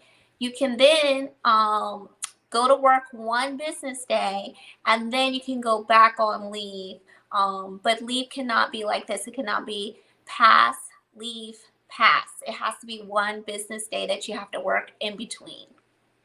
I didn't know about that one business day rule. Yes, so that's the 1-day business rule. If you do a pass, leave, and then a pass, you have to have just one business day. But you can do a pass and leave together without having to have one business day. Yeah, so with our leave policy, at least in the New York Army National Guard, our leave policy allows you to go up to 14 to 21 days at the company level approval. But if you want to take more than 21 days, but no more than 30, that would be a battalion level lieutenant colonel or higher approval for your leave request. Let's say for me, for example, I'm a recruiting and retention NCO. So as a recruiter, I could take up to 21 days by the company level. So as long as I'm probably at this point, if I'm requesting that much leave, I better be above mission line or have made mission for the year. Right. But if you've made mission or like you're doing great, you're a stellar soldier, then it can get approved. Does it often get approved? Usually the company commander would be like, nice try, my guy, but you ain't doing it. All right, put it in for 21 weeks. So at that point, you could put in up to 2 to 3 weeks, maybe be back for a few days and then drop another leave request. So at least it's not 30 consecutive days. Like she said, put some days, 1 or 2 days or more in between, and you could leverage it that way. But yeah, so that was a good question. And you nailed it. I think the only thing, I don't know if you mentioned it, but when you're on active duty like us, you earn 2.5 days per month for every month that you're on active duty. So that's Yeah, where so we get the 30 2.5. days per year. Exactly. Yep. And then for us, the battalion commander has to sign it if it's 30 days or more. Yep. So the company level can do 29 days or less. Anything Okay. over that, the battalion commander. There you go. Yeah. Yeah. And that's typically a local SOP. Right. Mm-hmm. But yeah, so yeah. For us it's 21 days. 21. Okay. Yeah, and then after that it's a battalion commander discretion. So the next question is directed to the National Guard, coming in from Daniel Taylor. And yes, if you want to be in a paratrooper in the Guard, we only have currently right now 4 states out of the 54 states and U.S. territories that have an actual airborne unit that you could be a paratrooper. All right. Unfortunately, the rest of the states don't have it. So if you're in one of those states that does not have it and you don't get approval to go to that state to join that Guard for that state in that unit, then it's not going to be an option for you, unfortunately. But yeah, good question. And let's see. Here's another one for the Guard. So switching from active duty to National Guard, you're able to keep your MOS. So as long as the area that or the region that you're going to be moving to has your MOS, then yes, you'll keep your MOS. If you're moving to an area that does not have your MOS, you're going to have to reclass. But again, that is going to be your choice to which MOS, as long as you're otherwise eligible for it and it's available. So you're going to have that flexibility. And just FYI, if you're coming in off active duty into the Guard and you're reclassing, 99 out of 100 times, you're going to go to an Army Reserve or an Army National Guard RTI Regional Training Institute and reclass and go through a reclass school. And it's typically going to be more than one phase, like 1 to 4 phases. So it's not going to be like an AIT environment where you're gone for a couple months or more. So just keep that in mind. So it's not going to be as stressful on you with your civilian job and whatnot. So that's a really good question. And this person just joined the Alabama National Guard. Hallelujah. Excellent choice, if I may say so myself. Let's see. So yes, I definitely recommend that you wear running shoes when you go to Army basic training. Now, there's no like actual regulation or policy that says that you have to use the ones that are there, but you're going to have to follow the direction and orders of your drill sergeants that are carried out by the commanders at those locations. It's at the discretion of the drill sergeants to allow you to use other commercial running shoes or actual running shoes that you brought or purchased. Now, if you are flat-footed and you've been prescribed a specific running shoe because of your flat feet per se, then as long as you pretty much express that to your drill sergeant, they'll allow you the exception to use your outside shoe other than what's under those columns. But they're still going to make you buy those specific running shoes using and leveraging your Eagle card or Smart card with that cash advance, right, while you're going through the reception process. A good question. Now, here's a good question for you. Oh, this is active to National Guard. Never mind. We already addressed that. Yeah, I thought we that did was that one. Guard to active. But let's switch that around. If someone was in the Guard and they're trying to go active, what are their options? I already pretty much said it. Yeah, Let's see. This is a good question. This is more directed to active duty. Is the Army like the Marines, where they make you go off somewhere as either a recruiter or drill instructor when you hit E5? Okay, that's a good one. So it's optional. I will say that in the Army active duty, if you're trying to move up to Sergeant First Class, Master Sergeant, Sergeant Major, it has typically been said that you need to do what we call in the active duty a broadening assignment. So that could consist of being a Army recruiter. It could be an Army drill sergeant. You could also do something which is TWI, where you can then do a 2-year job outside of the Army, working for Google or any of those corporations, and then come back to your job. It's something that you submit a packet for, and you got to get selected for doing it. But nobody really typically forces you unless they're DA selected, is what I'm trying to say. If you're DA selected, then yes, you're told to do either drill or recruiting. I personally volunteered to be a recruiter because I wanted to help other people and give back to my local community and help change lives on people joining and making a difference with everybody in my area here in South Florida. So it can be voluntarily or you can be DA selected. But if you're a sergeant right now at E5, I say go for it. Get ahead of it and choose the one thing that you think you would do best and help others. Yeah, I agree with what she said. I would rather do it on my own accord rather than being forced to do it, because it's going to be a different mindset at the schoolhouse. So, for example, I volunteered to be a recruiter in the National Guard. No one is DA selected in the Guard. It is strictly 100% volunteer. No one can force you to leave your civilian job to be a full-time recruiter or even a drill sergeant. Now, when I went through the drill sergeant academy in summer of 2020, the height of COVID, out of 109 drill sergeant candidates, I was one of 3 who actually volunteered to be there, to put that to perspective. And I will attest that everyone else that was DA selected, that was not looking forward to it, did not want to do it. Whether you want to be there or not, you're going to be a drill sergeant. Whether they got to recycle you 10 times, you're going to be a drill sergeant. Yes, I heard that. Yes, they don't give no F's Yeah. about how you feel about you being DA selected to be a drill sergeant and or recruiter. Now, sometimes, and you can attest to this, they'll give you a choice. Yes. You're getting DA selected. Now you have 2 choices. Option A, recruiter. Option B, drill sergeant. Which one are the lesser of the 2 evils do you want to be part of? And both are equally challenging in their own right, and also, in my opinion, very rewarding. Yes. Depending on how much effort that you put into that option. So what you put into it, just like anything in life, whether it's as a recruiter, a drill sergeant, your Army career, a civilian job, college, trade school, what you put into it is what you get out of it. Get out of it. So true. So whether you want to be there or not, put 2 feet in and fully immerse yourself and commit to whatever it is that you're about to do, because being a recruiter or a drill sergeant full-time on active duty is going to make or break your career. Right. So you definitely want to do the best of your ability. Now, recruiting is, I'm not going to say it's any hard. I shouldn't even say that, because they're both very, very challenging on different levels. They both are long hours. They have their equal thing. Yeah. So it was put to me, I can't remember who said it, but the 3 most stressful positions in the military, number 1 being in a combat deployment, right. Number 2 as a drill sergeant, and number 3 as a recruiter. Those are the 3 most highest stressful positions in the United States Army.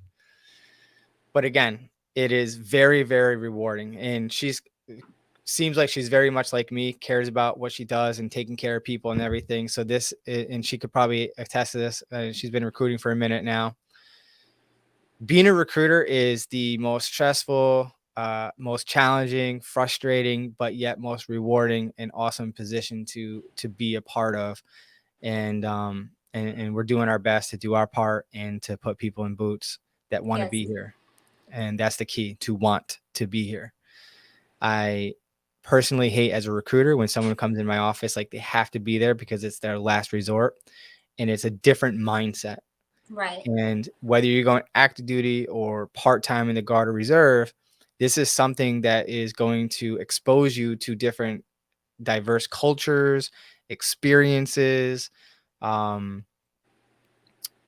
possibly different parts of the world, things that you would not normally be exposed to depending on where you live. Like in New York City, you may be like in this little like block or radius that you never been out of, right? Or you could be in the sticks like I grew up, and you never go out of your hometown, and you don't know anything in the world until you go active duty. And sometimes like a white person may see a black person for the very first time at Army basic training and have awkward dialogue with each other because they've never seen each other. You know what I mean? So you're going to be exposed to different cultures, different ethnic backgrounds, different languages, different upbringings.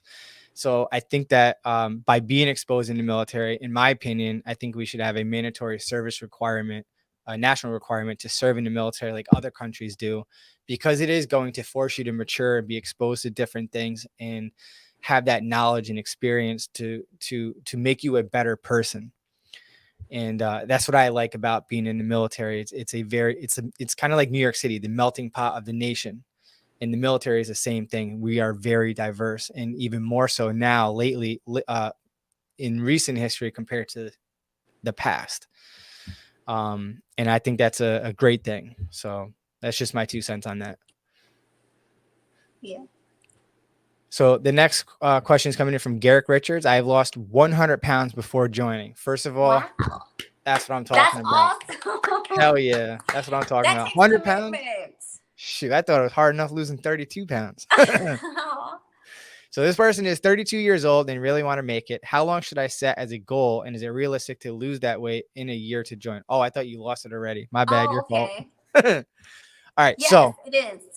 yes, I do have some tips. In fact, I'll put it in the comment section. I do know that it's in the description area, but it's my fat loss strategies, not the end all be all or the only option, but it is a very, very effective program where you leverage a ketogenic, meaning no carbs diet, restricting your caloric intake for a specified time, and then a refeed week or two by increasing your calories to reset your body and then repeat the process, and combining that with an intermittent fasting protocol and a walking regimen.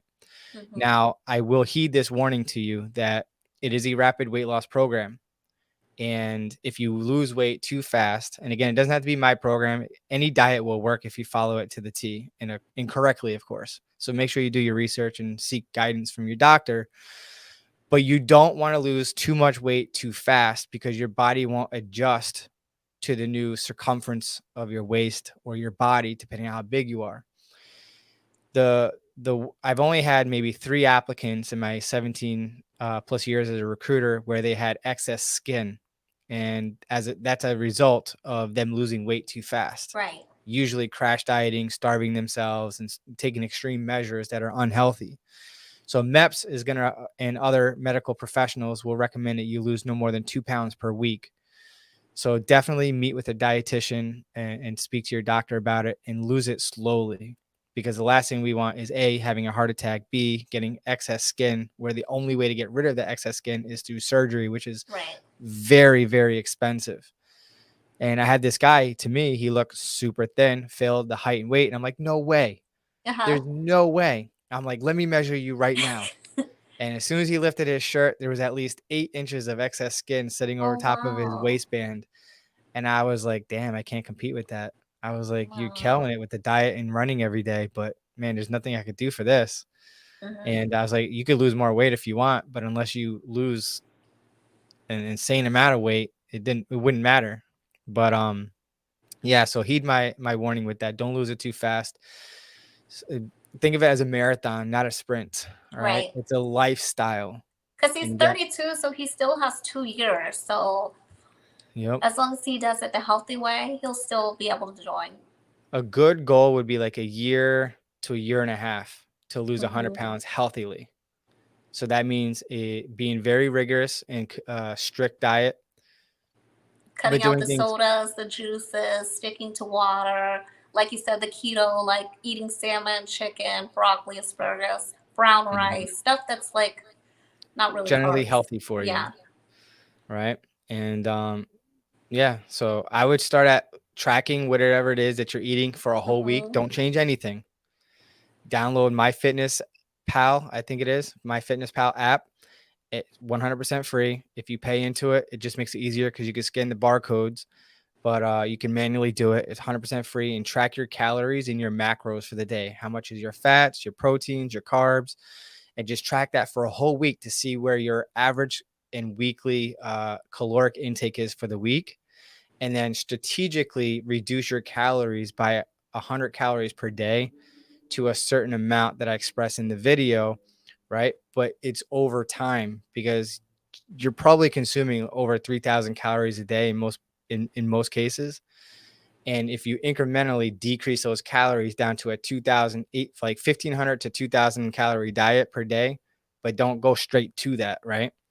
For someone like you, incrementally for a whole week, 2 weeks, reduce it by 100 calories. Then for the next 2 weeks, decrease it by 100 calories. And you incrementally do that, right? And then again, after like 2 months, you want to have a week of a refeed week where you increase your calories by 200, right? And then go back to that caloric restriction. But you're going to have to stay consistent, because consistency is key in anything that you do, especially when it comes to weight loss, or not even weight loss. Focus on fat loss. Weight loss is a byproduct of fat loss. So as long as you're eating right, you're drinking a gallon or more of water a day, at least 3/4 of a gallon, right? Kind of like what I do when I'm in my zone. I'll drink a whole gallon for the day and I won't drink anything else but that gallon of water. And I reward myself at the end of the day once that gallon is gone with a cup of coffee or another beverage of choice within moderation, whatever that may be. For me, it's coffee, right? So if I don't drink that water for the day, guess what? I don't drink anything else but that water. So reward yourself. And then once you're maybe like halfway there, what I would recommend people is to have one cheat meal per week. Obviously in moderation. That doesn't mean you order 5 pies of pizza and pig out, but you eat what you want for that one Right. meal for the week. And if that's what it takes to keep you on track for the other 5.5 or 6.5 days, Then then do it. by Yeah. all means do it, right? Because that is your reward for the week, right? But try to keep it within that caloric reduction for the overall weekly count for calories. That's why I want you to track your calories. Just food for thought. Let's see. This one's for you. Hey, I'm 21, going to talk to my recruiter tomorrow for the very first time. What should I look forward to? What should I look forward to? Okay. Oh, So I thought first, that I had would come say back. if you're already pretty serious about joining, I would like to give you some tips to expedite your process. So you should bring your photo ID, meaning like a driver's license or a learner's permit, and then bring your social security card. If you have a passport, bring that. If you have a green card, bring that.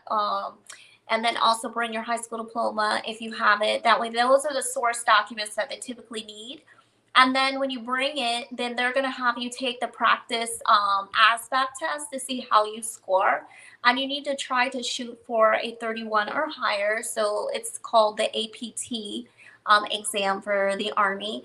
And basically, it consists of a shorter version of the ASVAB. It's math, vocabulary, and reading comprehension. And typically, it takes about no more than 20 minutes for you to do. And then the recruiter can let you know your score, how you did. If you don't score 31 or higher, don't panic. We have a program that you can use. It's free. It's called March to Success. So the word March, the number 2, and then the word success.com.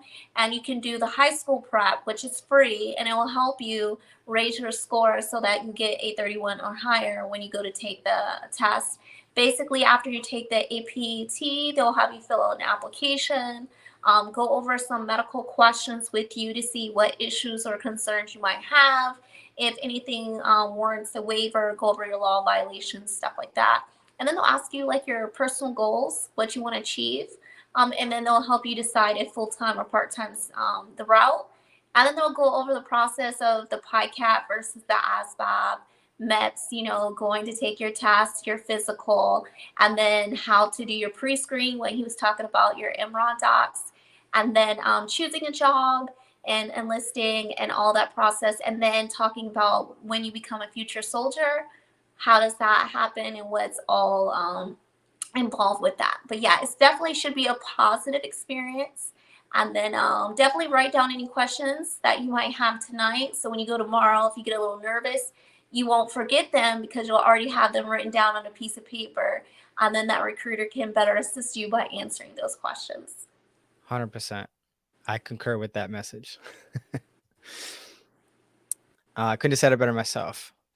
And we have Ronald here. He asks, would my passport be taken from me at basic training and or AIT? No, it will not be taken. You'll be able to keep that in your personal bag, whatever it is that you ship out with to basic training.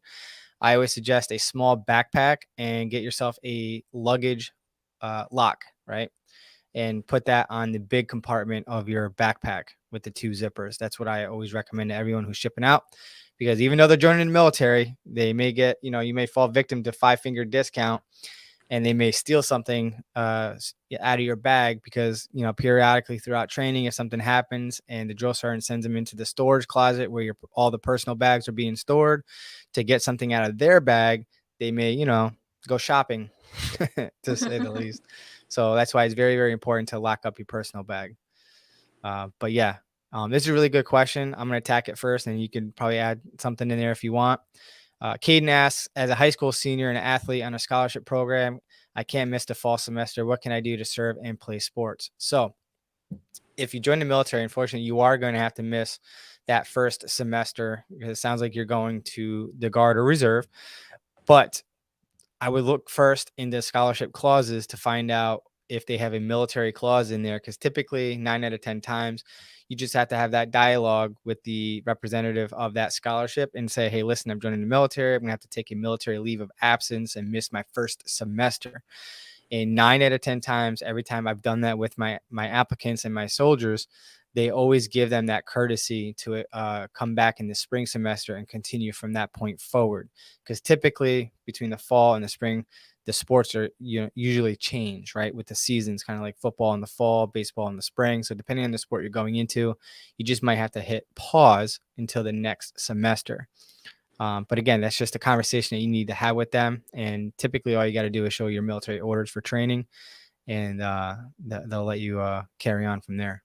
Do you have anything to add to that? Yeah, so I just put in a college student, female, and she had similar situation, but with the active duty or the Army Reserves, we can actually put you in after that semester. So you just have to have proof of that situation, documents from school showing that you're currently enrolled, it's already been paid for, and then showing when it will end. And then we can make sure that you leave for basic training and do your AIT after that semester so you don't lose that scholarship. Yeah, that's another way of doing it, and we could do the same thing in the Guard as well. It's a more or less an exception to policy to ship you Right. out more than 4 months out.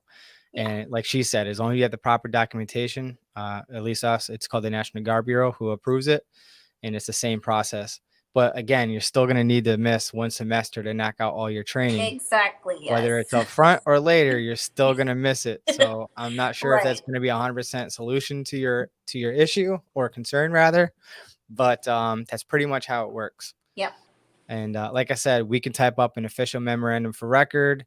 They're enlisting into the Army, Guard, Reserve, what have you. They are expected to be in training from this date here with an approximate out date here. Mm-hmm. Please, honor their scholarship that they've worked so hard to have. Thank you so much for your patience and your support and patriotism to the United States Army, so on and so forth. Hype them up, and hopefully that they'll approve you. If not, then that's a choice that you're going to have to make, because you may not even need it, right? Depending on the Mm-hmm. college, because the Guard or the Reserve can also help assist and facilitate your tuition assistance. So you might not even need their scholarship, because you're going to get something through us called the Montgomery GI Bill. And as a reservist in the Guard or Reserve, you're going to get the 1606 Select Reserve Montgomery GI Bill, which pays out $407 per month for every month that you're in college. Not a lot of money, but it's a little bit of something. And again, you got both the federal tuition assistance in both the Guard and the Reserve. And if you go Guard, then there's state tuition on top of that, which could significantly help you out with the tuition fees. And depending on what you score on the test and or the job skill and or unit that you go to, there's a GI Bill kicker, which could be valued up to another $350 on top of that 407 through your normal GI Bill. So you have the potential of making almost over $900 a month in the Guard or Reserve through the GI Bill scholarships, in addition to the federal and state tuition that you would get to assist you with the tuition fees. So look at all your options. That's why it's very, very important that you sit down with an active duty / reserve recruiter, and to sit down with a National Guard recruiter and make a well-informed decision to choose the best route for you to help you reach your goals. This one signed up for an 11 Bravo with option 4. I think they meant 40 airborne, and I'm heading to Fort Benning in less than a week. I think this would be a good question for you. Do you guys have any financial tips, especially with regard to home buying or retirement savings? Thank you both. Yeah, so like home buying, I would always recommend for all soldiers to use the VA loan. Definitely get a realtor, especially if it's your first time buying a home. So that way you can better understand the process. But the first step will be getting approved for a loan. and then obtaining a realtor to show you the different areas if you have kids, to learn where the better school system is and what's close to base, because you never want to live too far because you have the early morning PT and then the traffic getting to the gate. So you always want to keep that in mind.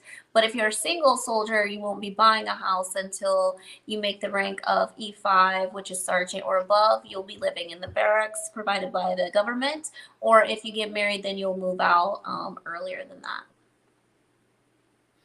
Awesome. Great. I got this next question. It says, can I join active duty Army at age 16 years old? So, I mean, well, technically it's for you, but Yeah, you got all it. 3 components of the Army or any other military branch of the military, 17 years old with the parental consent to conduct the medical exam is required at the minimum standard as a high school junior on track to graduate on time. But again, as an active duty soldier or active duty applicant, the earliest would be as a senior in high school. But again, as a 17-year-old with parental consent would be the earliest that one could join. And this question is definitely for you because that's not my MOS. But Demondre Miller asked, tell us about the logistics field. Oh, yeah, that's my field. So, logistics, I'm a 92 Alpha, which is automated logistical specialist. It's one of the fast tracking MOSs to choose from, typically for sergeant, staff sergeant, sergeant first class, master sergeant is really good. Picking up the rank that I am, staff sergeant, is very hard because the promotion points typically are high in the 600s to obtain it. So it might take a little bit longer. But as long as you stay out of trouble, you chase those hard, challenging schools, got your college completed, technical certifications, you typically get sergeant first class on your first look. Same with master sergeants, very rewarding. But typically in the logistic world, we work in the warehouse. Similar to Amazon Prime, we stock all the high dollar items that need to fix aircraft, any field artillery, cannon weapons, computers, anything like that, anything that's high dollar, we store it in our warehouse. And then when the customer has a part that's broken, they send us a work order in our Army system called GCSS, and we fulfill that order, and we have the customer come to our warehouse, sign for the part, and then they pick it up and then go fix the item that was messed up or broken. The second side of our job is SASMO. We also do satellites. So we set up our VSAT or our ISA satellite dish, which allows us to have Wi-Fi in austere environments. So if you're interested in that, we have that side of it. And then we also have our staff positions where we pull the reports and brief the senior staff on how we're doing on funding, processing the parts, and our customer wait time, stuff like that. So if that interests you, I definitely recommend picking an MOS that's in the logistical field. Yeah, you're definitely a person to answer that. So this next question is infantry OSAP being reduced back to 14 weeks. And as previously described earlier in the stream, I believe they have a pilot program going on at the new 14-week program, because a lot of people were expressing to me at the 22-week program that there was a lot of downtime, like half-day training days, which is weird to me. But yeah, I think that's going to be site dependent and company dependent, not like across the board for everybody. But yeah, so if you got 14 weeks, be blessed that it's only 14 and not 22. And maybe you need the money, maybe it'd be better if it's 22 weeks, but whether that's a pro or con, if you got 14 weeks, it is what it is. So let's see. Next one is, so I'll say what it is for the Guard, and then you can say what it is for the Army. But the minimum rank to become a recruiter in the Army National Guard, at least, is a specialist promotable. It's going to be state specific, and it could still be the same state, but it's dependent on how they list it at that time. So for me, at the time when I applied for it, it was at minimum a specialist promotable, E4 promotable to a sergeant. You could be E4 promotable to a sergeant and not have BLC, which is basic leadership course. And having BLC may also be a requirement when applying to be a recruiter. So that's like the minimum expectation to become a recruiter. So how is it for an active duty / reserve recruiter? So for us, they have to be a sergeant E5 or higher. Yeah, I assume so. And next question is coming from Larry. Is 91 Charlie available in the New York National Guard? Absolutely. My contact information is down below if you're interested. Just saying. That's a good MOS too. Yes, it is. That's what, AC repair? Yep. Heating and air conditioning. Yeah. I think so, yeah. Yep. HVAC. Or the generator repair. I think the generator repair Generator, is I think 91 it's Delta. 91 Delta. Right. So 91 Charlie is the HVAC. I always get those two mixed up sometimes. Yeah. But let's see. For promotion, do you appear before a board for E5 and above in the guard or reserve? Now, for reserve may be different, but for the guard, it's not that. Only your packet goes before the board. So your packet's got to be super tight. Do you have any idea how it might work in the reserve? I know you're the reserve. They do the packet also. Active duty, we do the board. Okay. Well, I'm sure there's a packet involved too. Right. Oh yeah. So for active duty, you know, you got to make sure your SRB, which is now called our ORB, is scrubbed. Everything's in your I-perms that's on your ORB or your SRB. Yeah. Definitely. And the next one is a guard question. And he's this person enlisted as a 91 Lima, which is a construction equipment repair, and they want to know what drill weekend in the National Guard is like. And this is going to be unit specific. So depending on the unit you're in, let's say they don't have a shop for you to actually work out of to work on said equipment to conduct repairs, then you're probably going to have a boring weekend. And for the most part, in that case, you're probably not going to really do your job until your annual training for that 2 to 3 weeks out of the year. Now, if you go into the field for the weekend for, let's say, an extended period of time of 3 to 4 days, depending on the unit that you're in, then you'll probably do that job in that capacity. Now, if you're in a unit that is at a location that actually has a shop for you to actually work on equipment like this, then I would expect that you would do your job more frequently compared to somebody else who's not. So you got to understand that when you're part-time, your MOS may not be something that you would do on a part-time basis. So let's say, for example, you go to a finance unit. 9 out of 10 times, the only time you're really doing actual finance work is when you're doing your annual training for those 2 to 3 weeks in the summer. The rest of the time is PowerPoint presentations and like classes that your leadership will conduct on drill weekends outside of your weapons qualification, your Army Combat Fitness Test, your PHA, the other mandated things that happen throughout the year. Or let's say for her example, she's a 92 Alpha, right? Supply and logistics on the active duty side. So she's actually working out of a warehouse and doing those things. In a guard unit, we don't work out of a warehouse. So you'll be working with your supply NCO, your supply sergeant, and ordering supplies, rotating stocks, and issuing out supplies, everything from paper clips to weapons to vehicles and everything in between, whether it's high value, low value, whatnot. In that case, what I would do and recommend for you, if you're a part-time soldier in the guard or reserve, is try to, not necessarily make buddy with your supply sergeant, but always volunteer your services to assist and help out so that you can get more experience and watch how they do it. Because in the guard and reserve, we have what we call AGR, active guard reserve. And the more exposure you get in assisting your supply sergeant on drill weekends and annual trainings and such, it gives you that additional experience and exposure, not only to your supply NCO, but your unit leadership is watching you volunteer and go above and beyond and do more than the other soldiers, so that in the future, if you decide to apply for a full-time position as a supply sergeant, right, you can easily get recommended by your commander and whatnot and be in a better light for consideration when applying for those positions, because now you have a track record, you're always volunteering, you have good work ethic, you have a good attitude, so on and so forth. So just food for thought. Let's see. This is a really good question. What is the difference between the reserve and the Army National Guard?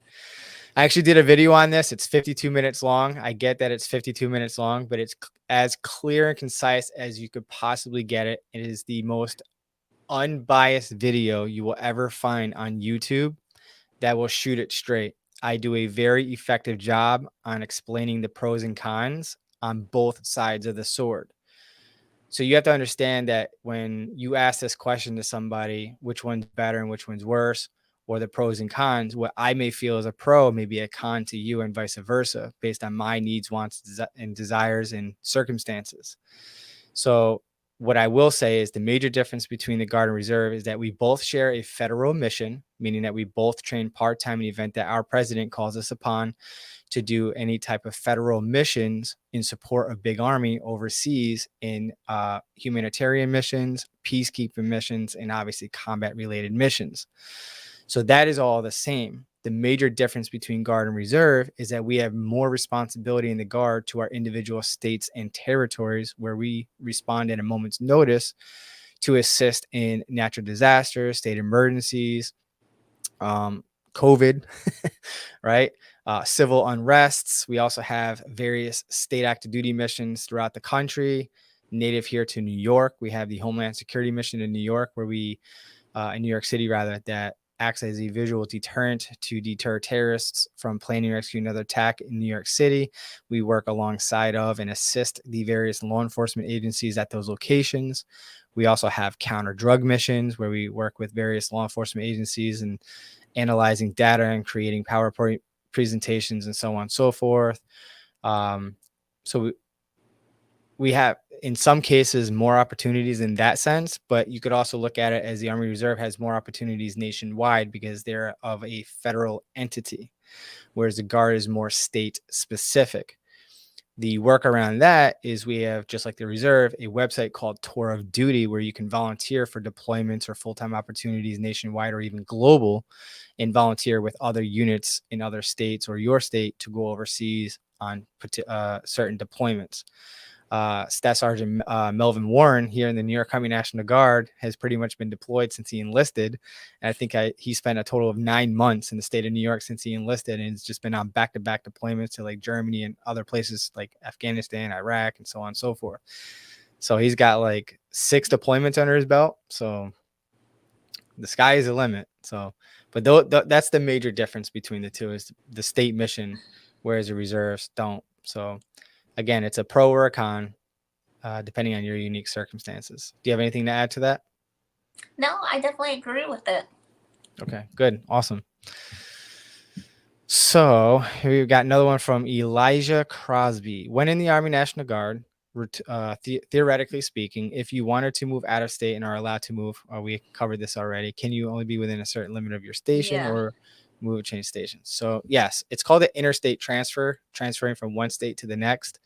And it could take as early as 30 days or 180 days, depending on your unique circumstances. But otherwise eligible, and you're not flagged and have no issues, no one's on leave, and the system's working, it's a pretty smooth process now compared to how it was in the past. So yes, it's totally doable. This person is saying, just want to say thank you for everything. Appreciate you.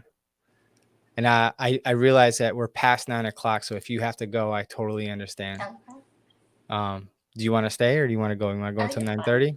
Yeah. You good? When are you ending? Whenever you want. Okay. Do you have any more questions?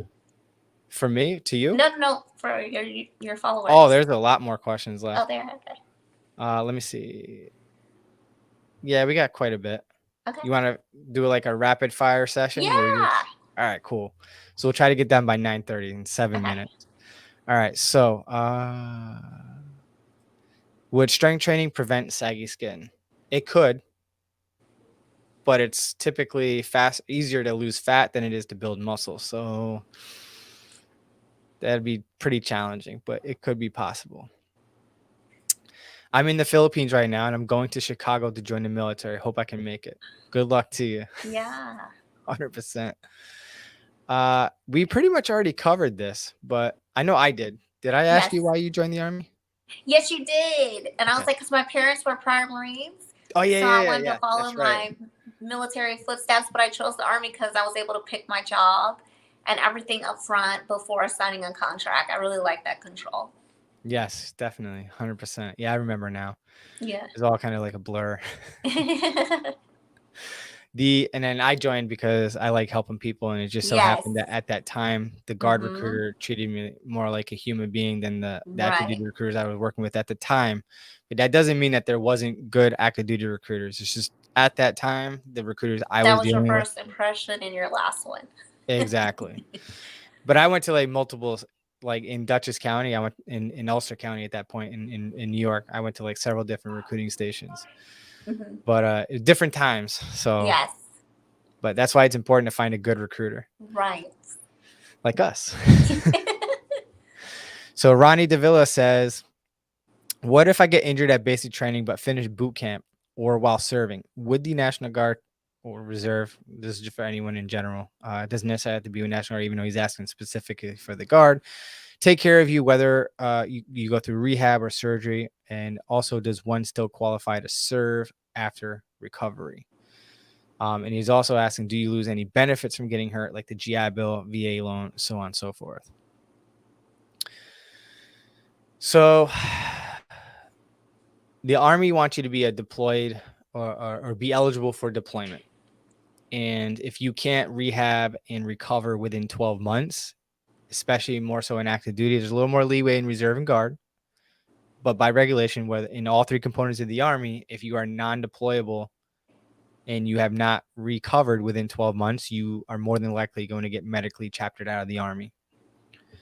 As far as losing your GI Bill and VA benefits, because it's no fault of your own, because it's an injury, I've heard of people getting the GI Bill and keeping their benefits. So it'll be an honorable discharge, but it'll be a medical chapter out of the Army. Do you have anything to add to that? No, definitely hit it. Now, because he did direct this to the National Guard, there is a caveat. There is a difference. So when you're reserving guard, right? So if you've served more than 6 months on active duty, you're going to get a portion of the GI Bill. So whatever that portion that you've earned, you will keep. However, in the Guard and Reserve, the GI Bill is different. It's not the post 9/11 GI Bill. So in the Guard and Reserve, the 1606 Montgomery GI Bill is only able to be used while in service. Just FYI. Once you get out of service, that GI Bill is non-existent. It's not like the post 9/11 where you can use it post service. And if you've done 6 years and you've earned the VA home loan, that you're certified for life for that, so you won't lose that. Cat 4, I'll just give you the video link for that. It's also in the description area, but basically what that means is as long as you scored over a 21 and you have qualifying line scores for a particular MOS and it gets approved, then you can enlist with that score. That's pretty much what the Cat 4 program is. It's pretty competitive, and just get medically and test qualified and continue to study because you can't rely on the Cat 4 option. Right. And how's it as I upgraded? I'll post another video for that. It's another reason why I create videos, so I don't have to re-explain it. When you're doing this for 17 plus years, you get tired of repeating yourself. So I was like, here, go watch this video. And that gives you a good video. You know, what if you didn't have one? Then I'll give you a new one to make. Exactly. Yeah. Exactly. So here's another question. I'm a junior in high school and I want to enlist this summer. Is there a delayed entry program for option 40 contract? We don't have option 40 in the Guard, so no, right? No. The only option for us is reserves the split program. Right, but specifically for the option 40 contract, I would imagine as a senior, right? Would be like the earliest, not as a junior. That's And this one, can you bring a loved one on base? Yes, as long as you have a valid military ID card, or CAC is what we say in the Army. Or they can get a visitor pass with you. Right, but you have to sponsor them. Right. And be present with them. Yes. When can you use your VA home loan? When you're eligible and you get the letter in the mail that you've been approved, then you can use it. 100%. Yeah. And is BLC what PLDC used to be? Yes. Yes. Let's see. Let's see. This person says the only thing going on in the entire Army is Guard rotations. No, we have active duty all over the world, just like the Guard and Reserve. We have, just because we're not in war or combat in Afghanistan or in Iraq, we still have missions going on throughout the world in all branches of the military, to include all three components of the Army. So that's an inaccurate statement. Here we go. If you're over 30, is it better to join reserve or go active? I'll let you respond to this one. I would always say active because of the benefits. If you have an already great paying job, then I would say reserves because it go hand in hand. But just a reminder, you have to score a 50 or higher to get in with a waiver. Yep, I agree. And If you're over 34, right. yes. If they're So under 34, like they're 32, they can come in without a waiver. But I would always say active. right. And if like what she said, if you have a good paying career or job, then maybe active duty might not be for you, and you Right. might want to get back in the reserve or guard. And in that case, I would support you going in the guard or reserve because let's say, well, even as a civilian, but it works even better, more advantageous if you're working for the city, state, or federal government, because now you're earning towards 2 retirement pensions. You Right. have benefits from both organizations, and depending on Mm-hmm. your organization that you belong to, in addition to your normal vacation time, sick leave, and all that stuff, you could get Exactly. up to 20 to 30 days of paid military leave on top of that, and what they call and refer to as double dipping. Right. So you'll work for, let's say you work for NYPD, New York Police Department, right? They give you 20 paid military leave days. So you could get paid on drill weekends from the NYPD and the New York or the Army National Guard or Reserve for that weekend because you're a service member. So that doesn't count against your sick leave or your normal vacation time, right? So that's another perk of being in another organization and have a career already established and not wanting to go full time. But if you're not making that much money, even though you might not get paid a lot on active duty initially, you're still in the win because you're not paying for rent. You're not paying for, well, you are paying for food through BAS or whatever, but it's chump change compared to what you would be paying on a monthly basis through groceries, right? And you save a lot of money at the commissary. I'm just gonna throw that out there. Yes. So true. Oh, I hate shopping anywhere else. I'm telling you. Let's see. Does the New York Army National Guard have armed units? Every unit is armed, no matter your MOS. And you got to qualify every year, just like the rest of the military. Let's see. I want to join as 11 Bravo, but family think I'm crazy for going with this MOS. How can I make them feel better about my choice? Now, I have nothing against combat MOSs. So if you're going guard or reserve, go for it.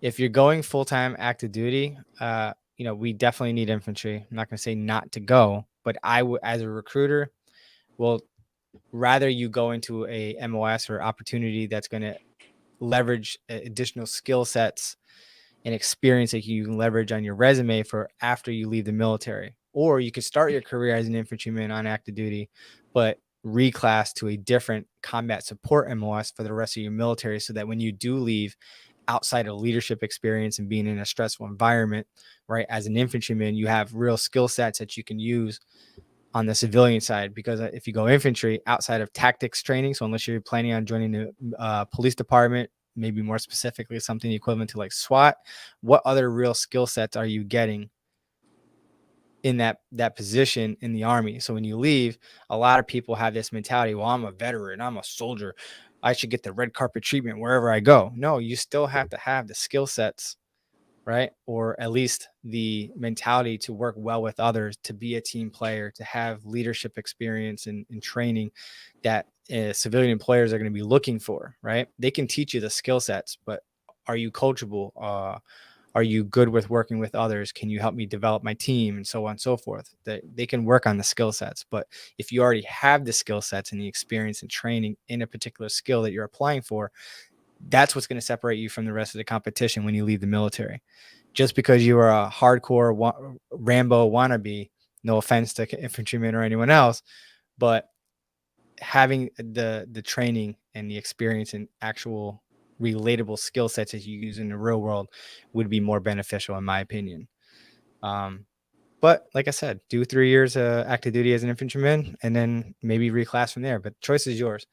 Everyone in your family is going to want you to do right and do good for yourself and to set yourself up for success. And they care about you. So that's not a bad thing. That's a good thing. But at the end of the day, it's your life, right? So you got to do what's best for you and make an informed decision for you. Figure out your needs, your wants, your deal breakers, your goals. Is it going to help you reach your goals? Is it not going to help you reach your goals? Right? Are you doing it just for the fun? All right. What is your purpose? What is your rhyme or reason for going that route? Right? Get a taste of it, see if you like it. It's a whole different culture. Right. So it will be a bit of a culture shock when you go that route versus, say, a combat arms or combat support unit. It's two different worlds. So just be aware. You have anything to say to that? No, that's good. All right. Let's see. This person wants to fly Blackhawks. We already addressed this one. Any available positions in a space unit? We're not in the Space Force. We're in the Army. You'd have to ask the Space Force, unfortunately. Or fortunately, depending on how you look at it. Let's see. Fort Jackson is good. I liked it there. Have you ever been to That's where I Jackson? went for basic training. I went there for AIT in the Joe Sargent Academy. It's nice and warm there. Yes. See, I don't know why everyone is so concerned about the re-enlistment code. I'm more concerned as a recruiter about the narrative reason for separation, the SPD code, and the type of discharge. As long as you have an RE4, I could care less because Yeah. RE3 is waiverable, but the narrative and the SPD code is what's going to be a deciding factor. And it was for astigmatism. Yeah. That's tough. But yeah, let's see. Man, there's like a laundry list of things that you could do to get kicked out of the Army.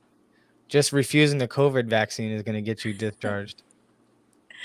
Yeah. Yes, if your religion supports it, you can get religious exemptions, and it's, in my opinion, best to get that exemption at time of enlistment. Just makes it a little bit easier. You can get it at the training site before you get to your first unit of assignment, but it's a little more challenging and more time consuming. So just have your recruiter do the paperwork and get the exception up front. Just makes it easier for you. It's more paperwork on the end of the recruiter, but at least it's locked in and you don't have to worry about it. And from my understanding, most get approved. I haven't seen one get denied yet. It was funny because when I went through the Joe Sargent Academy, I saw a Joe Sargent in there. He had a full beard. It was crazy. I was like, what? Because when we go to 79 Tango School as a National Guard recruiter, it clearly says there that you cannot have a beard. No exceptions. Right. So I was pretty shocked because I thought Joe Sargents would be the same way.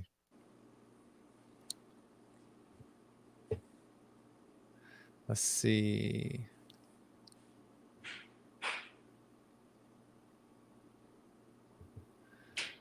This person's question was bypassed. Hey, so I apologize if we overlooked your question. Sometimes for some reason this StreamYard platform, for some reason I don't always get people's questions, so you don't have to get offended. So if you're here still and your question is important, you can direct message me on Instagram. I forgot to put my banner at the bottom telling you to direct message me there or email me. But you know, it's not like we're getting paid to be here. We're trying to help you all. So let's see. That's a tough one. So what do you do to stop a recruiter from basically harassing you from joining if they're not ready to join? What would you recommend that person to do? I would recommend for them to request to be terminated from our list, and state that they no longer have an interest or will never have an interest. And then the recruiter can put that in notes so they don't get called. Yep. Sometimes they get terminated within the system, and sometimes they often get repurposed and revived into the system. Accidentally. Yeah. So what I would say, if you're not ready now, think in your head approximate. Well, first of all, my question would be, as your recruiter, is what is the rhyme or reason to why you're not ready now? What's going to be different 90, 180 days, even 12 months from now? Right? What is the difference? Like, what are we waiting on? So that way we can have some dialogue, maybe understand your unique circumstance or situation and work around that, or maybe even present a solution to your potential concern to why you're not committed now. Now, if you have a legit reason, that's fine. Maybe you're just not expressing your true why or reason to your recruiter, and they're frustrated and they're just going to constantly ask you, because we are sometimes at times pressured to contact people, and sometimes we don't always read our notes in Recruiter Zone, which is our software program, and we'll reach out to you. Other than blocking that number in your phone, I really don't know what else to tell you, but give them a time frame. Hey, listen, don't contact me until April 1st. And then they, like she said, they can annotate in the system, do not contact until April 1st, right? If you tell me that you're not interested now, I'm going to ask you right up front, do you mind if I reach out to you on a monthly basis or every 90 days? And then we are by regulation supposed to abide by whatever we agree to. Again, not all recruiters are alike, but you know, we're supposed to respect that and not contact you, because that is a form of harassment and so on and so forth. But yeah, to each its own, I guess. I honestly don't know much about med school, to be honest with you. Do you have any insights on this? No, so when it's medical, we always recommend them to the AMED recruiters because that's their sole purpose, is to do all medical. Yeah, that's pretty much what I do. Mm-hmm. Let's see. Can we use TRICARE medical insurance before going to basic training? I'm in the Army National Guard, going to basic training in February. No, unfortunately. Well, actually, hang on. So because you are in the National Guard, you are in paid status. So while you are part-time until you leave, look up TRICARE Reserve Select program, and you can pay into it as a part-time soldier. Once you get on active duty orders, they will suspend that, and you will be enrolled into the active duty TRICARE or equivalent as a trainee in basic training in AIT or OSUT. Then when you come back to your state as a normal National Guard soldier, you will basically reinstate your TRICARE Reserve Select program. So yes, if you are enrolled into that program, you can leverage it now. Otherwise, you have to apply for it, and you will not be able to use it until that happens. But good question. If you're 18, is it better to go active or reserve? That is a good question. I say go with whatever's gonna help you get your end goal result. Yeah, they're both good. Exactly. It's you have to, like she said, it depends on your unique situation. We kind of addressed it earlier, but it was more for like older folks. But at 18, both of them are excellent. And like she said, it really depends on your goals, knowing what your needs, wants, and desires are, and knowing yourself. And right now, many of you might not even know what you want. Like, I'm 39 years old, and I just started college because like 2, maybe 3 years ago, I finally realized what I want to do with my life outside of the Army. And up until then, I had no idea because I failed the color test and I couldn't be in law enforcement. So I couldn't be a cop. So I didn't go to college then because I could not be a cop. But now I'm studying something that I'm passionate about because I know people that have earned up to a master's degree and end up flipping burgers and not doing anything with their degree. My brother's wife, she went to school for law enforcement, and now she's a culinary chef, right? So she's not even working in that degree, right? So she's in the pastry department making pastries. So that's why I feel that maybe at 25 or older, people are committed and they know what they want at that point because they've experienced certain things. And even when you are going to college, right, even at 18, take the electives first, or your normal class, like the math and English, you know, the basic classes first, because most people are going to change their major several times throughout their career. Like my wife now, she's changed her major at least 3 times since I've been with her. So like, it's very, very important to figure out what it is that you want and maybe taste different things, volunteer, do internships, whether it's paid or not, get your feet wet, see if you like that field before you commit to that major in college. But you have to have that dialogue with yourself and find out what's important. Look up or Google a interest inventory. And based on that interest inventory, it'll tell you which career fields may be of interest to you, which one requires a 4-year degree, 2-year degree, a doctorate, a master's, what's your projected income for those various degrees and career fields, which one's going to be more family oriented, which one's going to be more, like heavy on just you and not conducive to having a family and all that stuff. So it's going to weigh out different things, and that may help you decide what would be best for you. And then if you take the ASVAB test and find out what your actual aptitude is, because you might want to be a neurosurgeon, but that's not really what your aptitude says that you're capable of. So if you put the two together, it'll give you a realistic idea of what you could be doing with your life and what your lifestyle could be if you pursue that in your life. Let's see.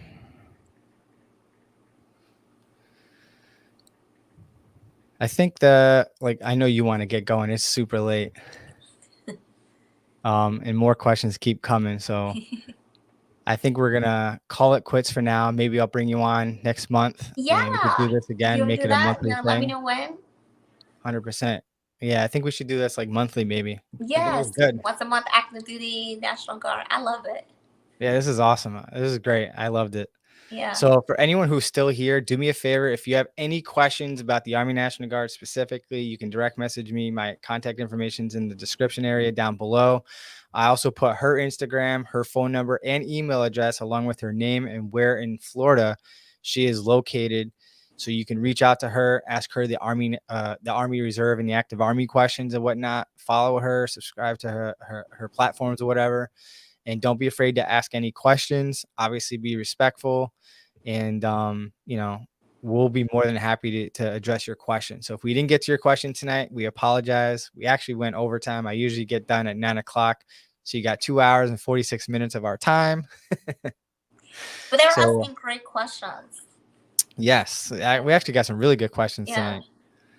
tonight. But thank you so much for coming on here tonight and Thank you for sharing your inviting knowledge and me. everything. And I Yeah. think this was great, and I think that this is going to be a really good video for people to tap into and to listen to, like a podcast or something like that. But yeah, I really appreciate you. In fact, text message me your address. I'm going to send you a little thank you thing. Okay, awesome. You're going to get my new Team SWARTZ coin. Okay, yes. Let me Thank get you. out of the frame. There we go. So cool. It's not focusing for some reason. But anyway, yeah, it's my Team SWARTZ coin. So Thank you. you can add it to your rack. I'm pretty sure you got a lot Yes. of coins already. But again, thank you so much. And we'll definitely be in touch. And have a great night. You too. Thank you for your time. Thank you. Appreciate All you. right, bye. Hang on one second. All right. So I'm going to look through the rest of these questions if you're still here. And maybe I'll use some of these questions as part of my Q&A video that we'll post in the next few weeks. So thank you so much for tuning in tonight. You all have a good night. Let me just see if there's anything that's pertinent or required. Let's see. Let's see. Just reading through it all. Don't worry.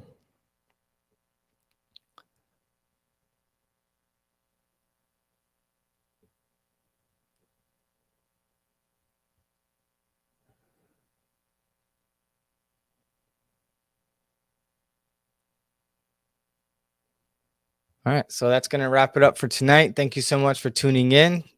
Again, my name is Lewis, a New York Army National Guard recruiter, signing out. And again, if you have any questions about active duty or reserve, please, her contact information is down below in the description. Again, her name, location in Florida, her email address, and her Instagram handle.